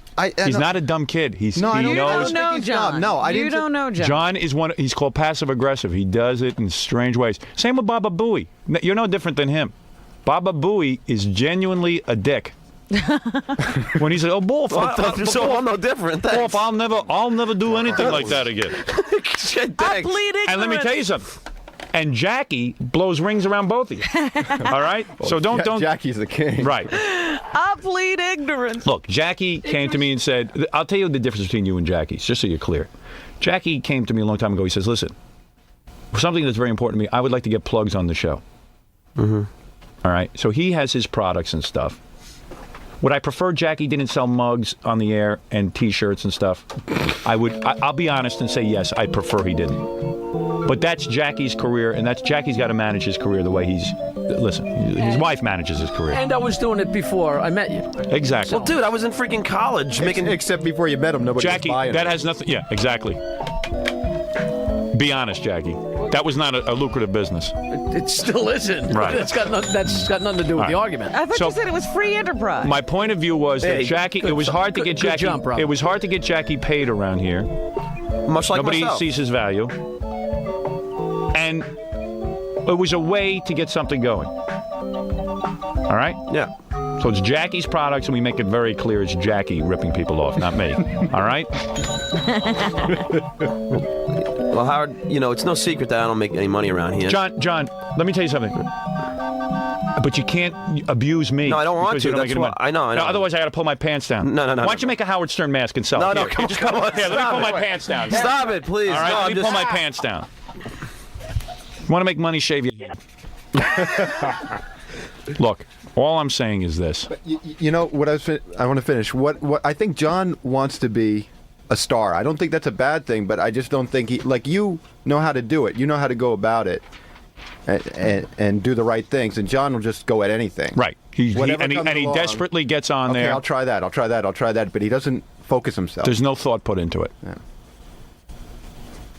Well, there's thought, but I obviously it's obviously not good thought. All right. That's what I thought you would say. You're right, Ralph. Good, Ralph. No, he's right. But listen, you got to make sure you don't bite the hand that feeds you. No, I know. Even if it barely feeds you. I understand that. I don't want to piss you off. Do you think I want to sit through this? I don't know what you want. But see, I would think all these guys would look at you and see how you do it and learn from you and say, okay, maybe I won't. Well, they're desperate. Put out They're crap desperate. and They're have- desperate. It's a sign of desperation. Do you understand desperation? Yes. The almighty dollar talking. All right. Very good. All right, I'm done with the discussion now. You can have a serious conversation with John looking at you. Wow. What is it he does? I'm with worn his out from face? this. I'm worn out from Where it. he squinches his eyes. He has a twitch. He gets very nervous. See, that's funny. That's why people are always laughing at you. He thinks because he's funny. Is that thinking? What is that? That's a twitch. Shut up. Now that's funny. That's funny. Now you're being real. Look, I'm not saying that you're any different than Gary, Jackie, Tom, any of these people. Jackie came to me and had a specific desire to sell this stuff as a way of payment, and he is my writer, so that is what I have worked out with him. Mm-hmm. But listen, I can't tell. All I can tell you is that you can't abuse my name. Listen, Jackie first got here, he even tried to abuse my name. He was in the paper every minute. John thinks he's a writer too. Yeah. But we got him straightened out. Now we're straightening you out. You just got to remember, when I. And you know what? I'm a nice guy. Most guys would have just blown you out of here. And said, I know. "Get out of my life." I'm not saying you're not a nice guy. All right. I'm too nice a guy. That's why I didn't even want to break up the Friends of the Howard Stern Show tour. Believe me, it was not easy for me. What? I don't know. I just laugh. Yeah. You do everything to try. Even the for name that was stuff lame. not to happen. Yeah, I know. I mean, and then, I could just see the ads. Like Howard Stern. Oh, it's in you big don't know. letters, and You everybody don't know. else is Yeah. from Oh, the there was. It was tiny Howard Stern. letter. There were ads taken out in the newspaper. There was ads. Why don't you add more fuel to the fire? I mean, we're about done with this. What? No. I was It's not for you to laughing, decide if Ralph should. Ralph's doing fine. All right. Hey, okay. Big ads in the paper. Friends of the Howard Stern Show. It's even a lame name. Did you think I had anything to do with You have nothing to do with anything, John. You're a saint. No, I'm not saying that. You're always perfect. I've been doing gigs for how many freaking years? What is it, Grillo? Well, Ronnie called up and he wants to know if him and Neil could open up the Howard Stern Car Wash. Yeah, why don't they just do that? Why don't they just put Howard Stern Car Wash? Why don't you and the guys open up a club called Howard Stern's? Why are you not allowed to do that? Howard, But why are you allowed come to do on. the Howard Stern tour? Howard, I've been playing for how many years now? I mean, Yeah. I just because Gary was gonna up here with me. I mean, No. It wasn't Gary just up there with you. You don't know what I busted up. Oh, you do know what I busted. No. I know what you busted up with. It was with the Howard Elephant Stern Boy. name. Yeah. No, I know that, exactly. but I mean, Fred. It was a regular circus. So Elephant Boy is in Atlantic City with these guys. Gary calls him up on stage and goes, "Hey, Elephant Boy, say something." And Elephant Boy was like, "I don't want to say anything," and no one was laughing. It was really sad. So there's Gary just turning off more of my audience to some of my, using up Elephant Boy. If Gary's decided that Elephant Boy and him should be doing shtick. Yeah. Say something. Yeah, say something funny. That shows a lot of planning. What kind of planning is that in my name? My audience should not be ripped off. If someone's going to rip off my audience, let it be me. Thank you. Ron Delsner found the weak link in the chain. Oh, yeah, he sure found them. He hooked in beautifully. All right, I'm done. I'm exhausted. You can see I'm exhausted. I'm mentally exhausted from all of this nonsense. Listen, I'm a lot nicer guy than most. Most guys just would have gotten rid of you, and they wouldn't have had a day of mental exhaustion. I must be a glutton for punishment. All right, thank you. Thank you. You can leave now. I can leave. You can go. Thank you very much, John. Thank you. Good luck with everything. See if you can get some T-shirts made with my name on it. You know why I like Billy West and Fred, Robin, and Ralph. Yeah, Ralph doesn't do anything. People say, "Why do you like Ralph?" He's he's stupid. He's this, he's that. Hey, I don't have these discussions with him. All right, Ralph, you can leave as well. Thank you. Yeah, and you know what? If it was 2 days ago, I'd be a lot more upset. Yeah. Why 2 days ago? Well, it's like when you bang someone up the ass. First time it might hurt a little bit more than the second or third. So it's not so bad today? It's bad, but I'm just getting used to it. Whatever. I know what he's saying. You think you learned your lesson? Yeah, I always try and check with him, but this whole Howard Stern crew thing. Okay. It's just. I got to take a break. I know. I knew when they told me that Gary was going to be there and Jackie was going to be there and Fred the Yellow Boy. I said, "Oh, fun. I'll have a good time." I didn't think of it like, abusing his name. You know what I mean? That's fine, Jack. Do whatever you want. But I really didn't think I wasn't being malicious. In fact, I've been trying to get out of it from day one because I make less money. I make more money just me playing in the band than I do being with Gary. Because I make about $1,000 less. It wasn't making any sense to me anyway, because you got to pay Todd, that's a guy from Delson, and then you got to pay my manager, then you got to pay my booking agent. It was just fucking stupid to do. So how do you think you're going to get out of that situation where everything you do is sort of Howard feels you're ripping him off? How do you think you can get out of that? Well, it's I don't know. I really don't know. But as far as it goes, I understand what he's saying about All he need do is describe. About being on too many shows. I understand everything he's saying, and I know pretty much know what he wants out of us. Jubilantly rising. Are you upset by this? Well, you know what it was? See, Jackie brings up the excuse. Oh, well, I've been doing comedy before I was here. Well, that's why I brought up doing the comedy films. I was making comedy films too before I was here. That's what I'm saying.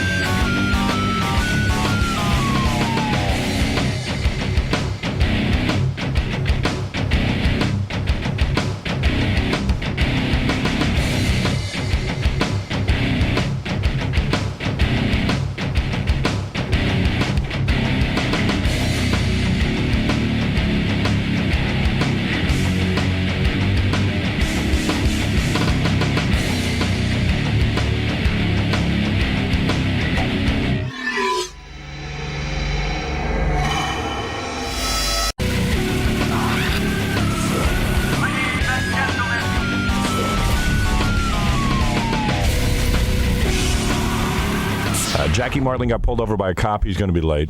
Wow, what? I don't know. Speeding? Public drunkenness, probably. What happened, man?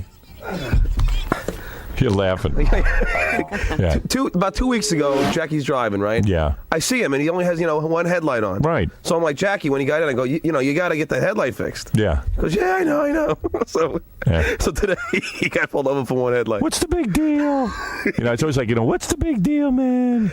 Well, he's a hippie. Yeah. No, He's got one. He claims he went to the place yesterday to get it fixed, and they didn't have it in, so he had to wait for them to order it.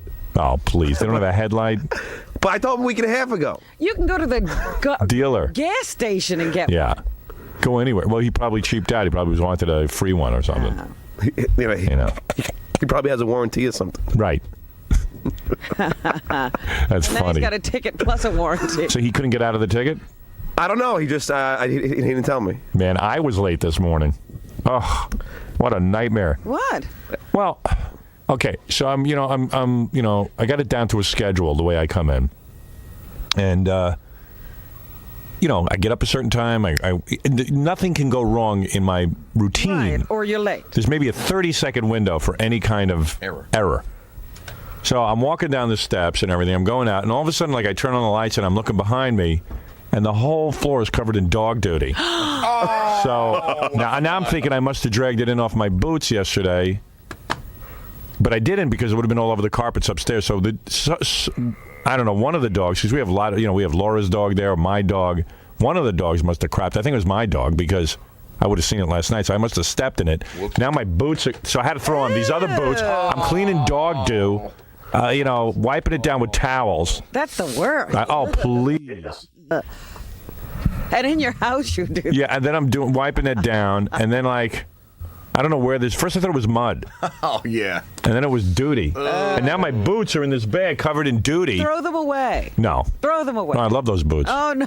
No, you just got to put them in water. What do I do? How do I clean them? Because Tony told me get some like soap. Yeah, and water. Hot water and put it soak in a sink and let my boots soak. Yeah, exactly. Why would you bother? Exactly. No. Why would I bother? Look at Mrs. No, you can't just do the soles because these are like hiking boots.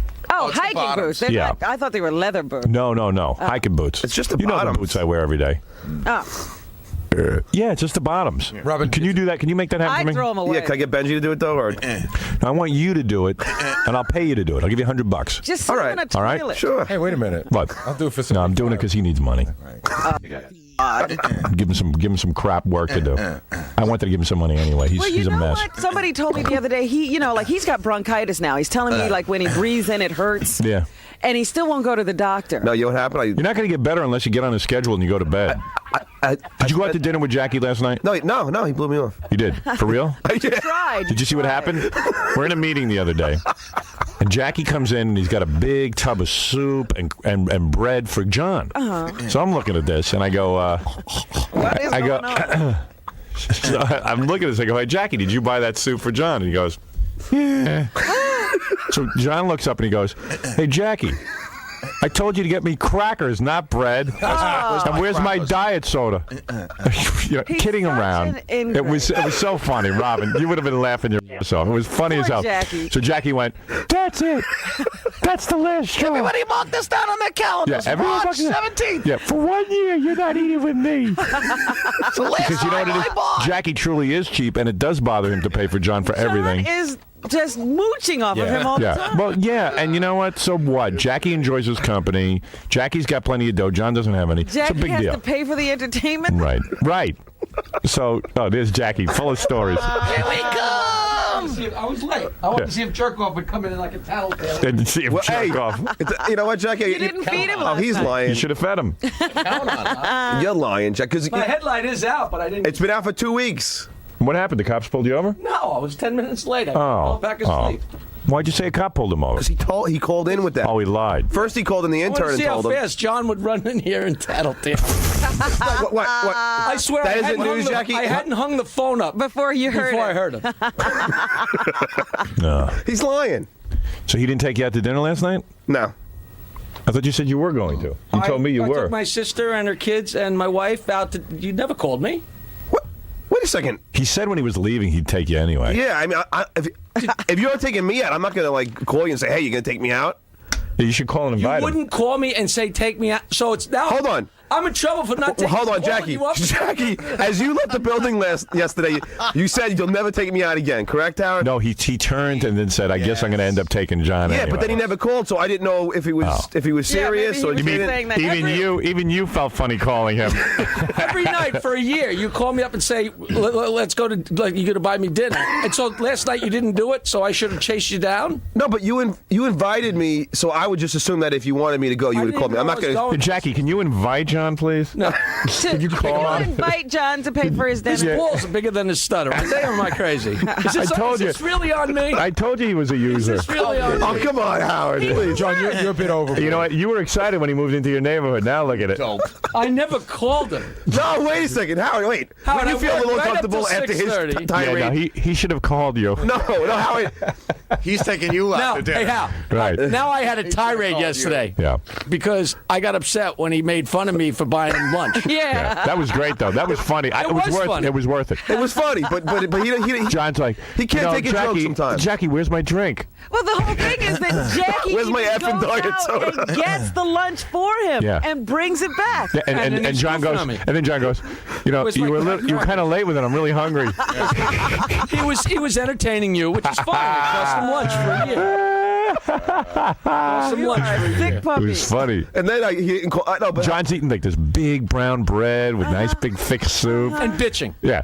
I had no liquid to wash it down. It's worse than bitching. He's goofing. He's goofing. Yeah. No, but Because he knows you'll buy him more. No, Before. how? But you know the problem is, see, Jackie already was mad that he had to buy me it. Right. So he figured he's not going to make me happy and get me the soda. You know. So what did you do? Like, how did you Not to make you happy. Like It's what his own happened? hostility. He Like you can't said to him, "Hey Jackie, if you're going down to buy soup, can you buy me some soup?" So Jackie, I have no money. Why don't you give me a I soup? hate to break his bubble, but did you hear $7 what he isn't just breaking my said? back like it's breaking his back. And I said, you know, Did you hear what he just and I said, please. What?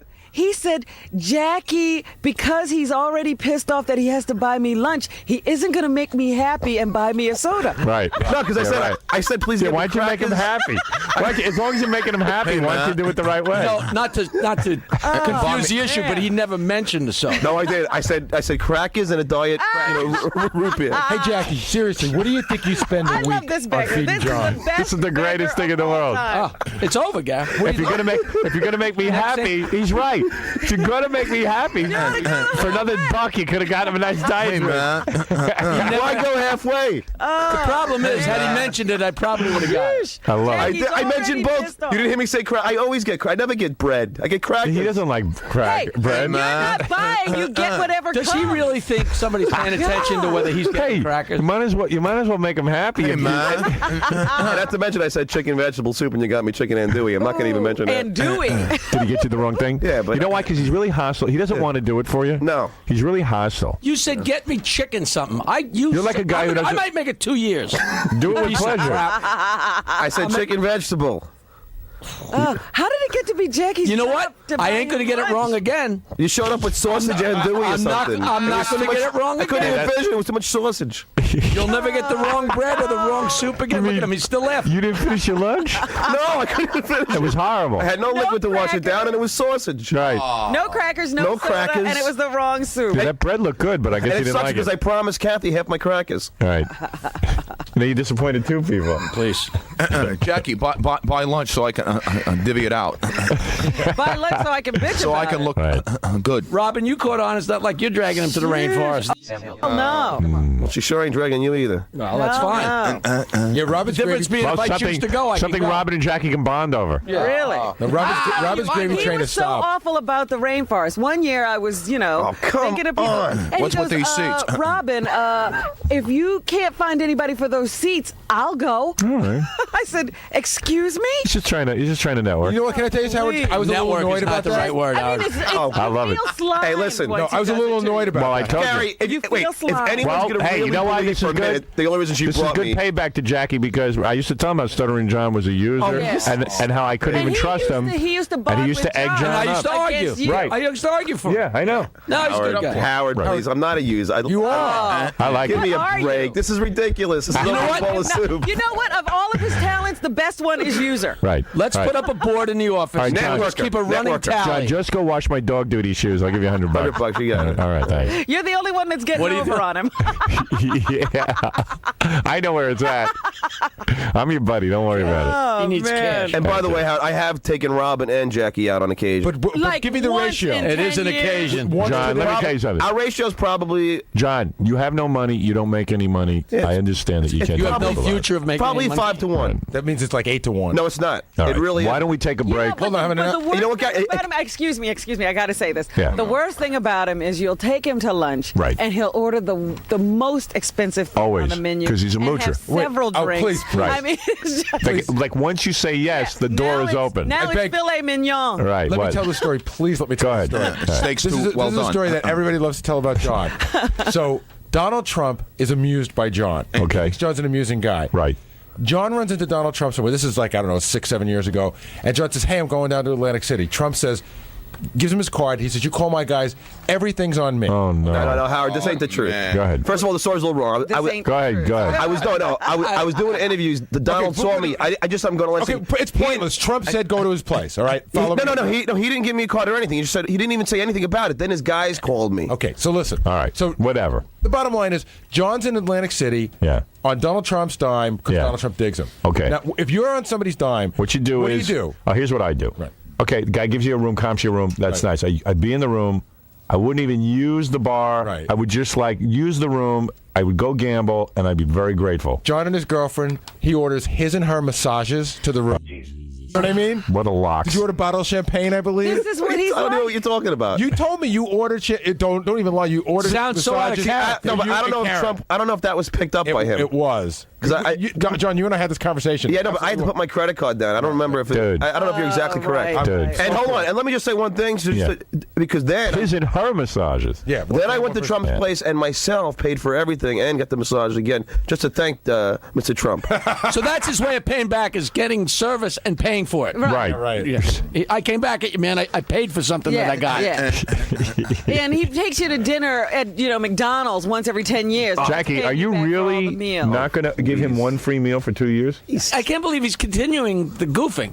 Because he knows you're gonna do it. Look, he's still enjoying it. Because it's so stupid, he has Jackie. the It move is so he doesn't even mask it anymore. Right. You get into a cab with him. He said, "Let's take a cab." It's his idea. Right. You get into the cab. You got this?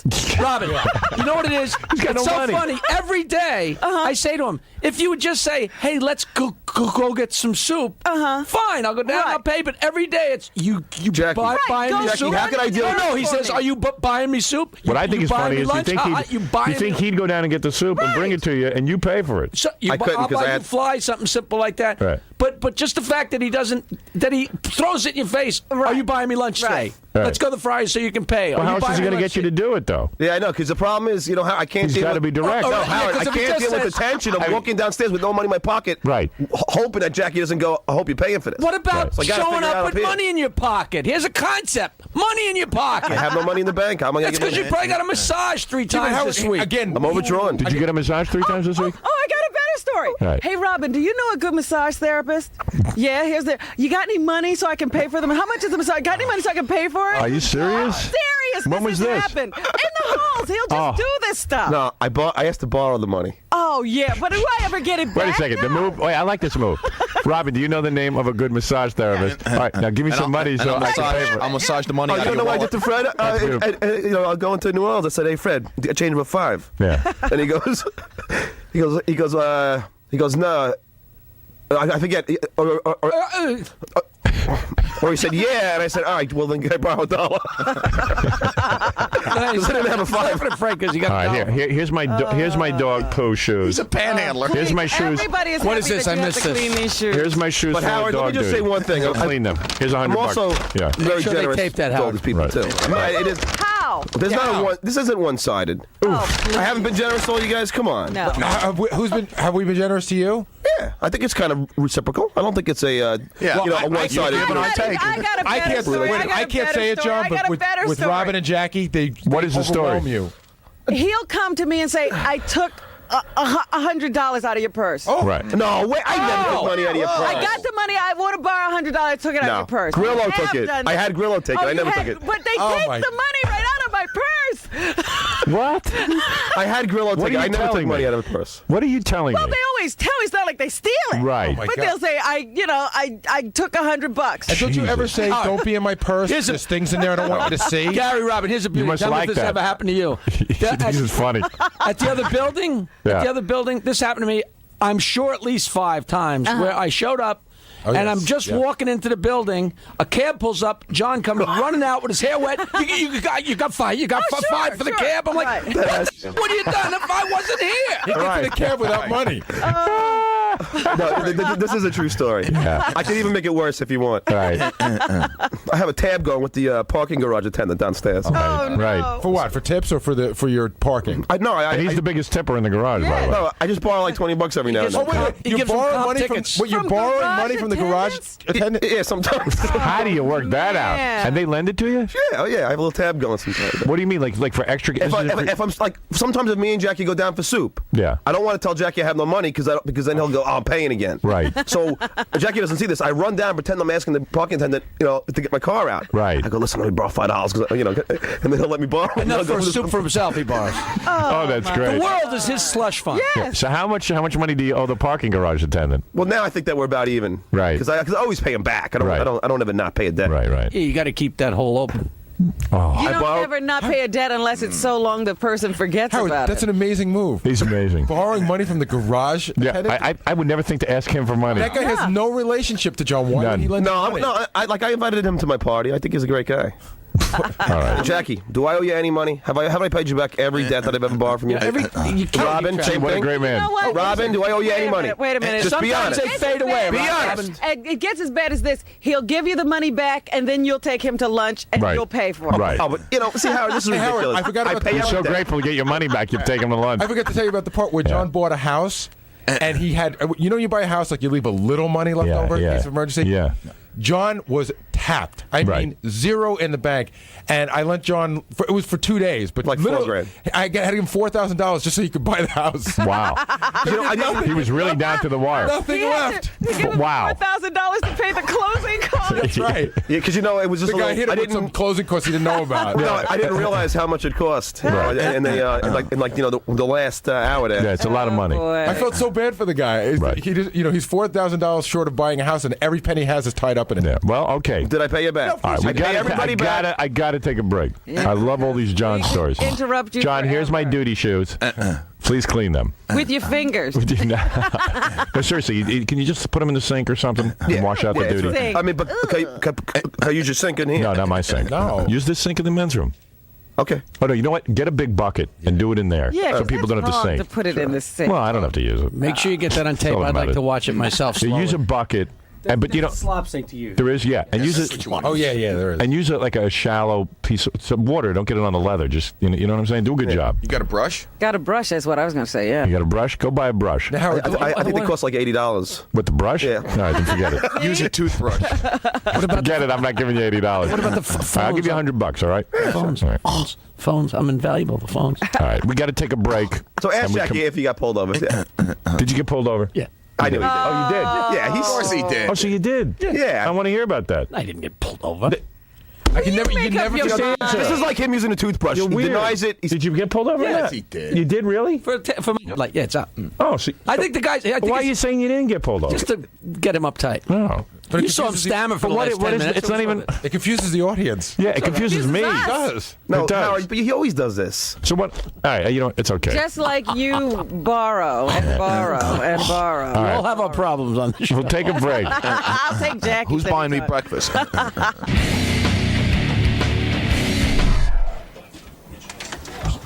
John, you do these shoes? Yeah, I'm gonna go clean the shoes. Do they smell? I don't know.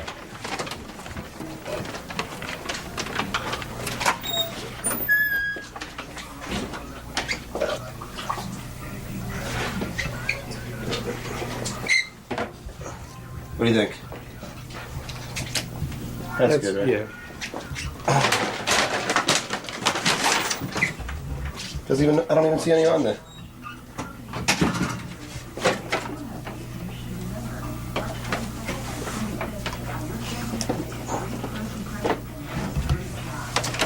This ain't gonna work. There's not enough in the room. This guy's got So do one at a time. Yeah. I don't want to leave. All right. We'll just let it soak out. And then we got to come back and we'll find Benji to scrub it because I'm not scrubbing the shoes. We'll work out a deal with Benj. Hey, Benj. What's up, man? How much you want to do my, to do the shoes? I'll do it for like 75. Get the out of here. You're getting 100. 75% of what I, Yeah, but you're getting $100. I do He it gave for you 100 free. cash, right? What's that? He gave you 100, right? Yeah. I'm not giving you 75.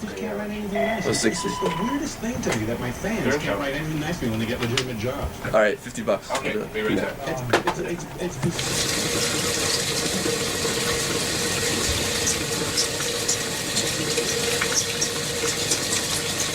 You know, I think I got a rag to get this part off. I think the whole thing was that Howard didn't want the boots all soaking wet. Are you serious? He mentioned that? Yeah. He mentioned to be careful about that? Yeah. When did that come up?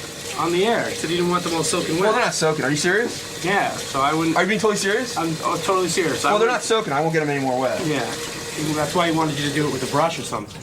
So they can get I did not soaking hear wet. that part, but... No, they're not. They're definitely not soaked through at all. Well, is that one all good? Yeah, I'm just gonna get a paper towel to wipe it. I don't know, there's like still one bit I can't get. And they do nothing. They do nothing good.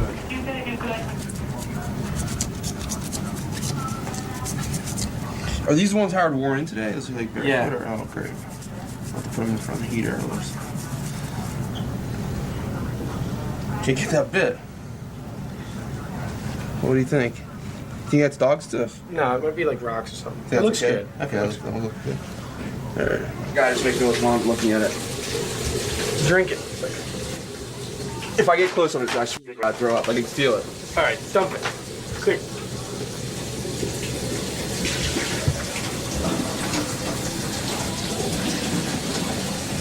Alright, they're all clean. So I'm just gonna let them dry a little bit in front of a heater, then I'm gonna give them to Howard. But they're all really clean.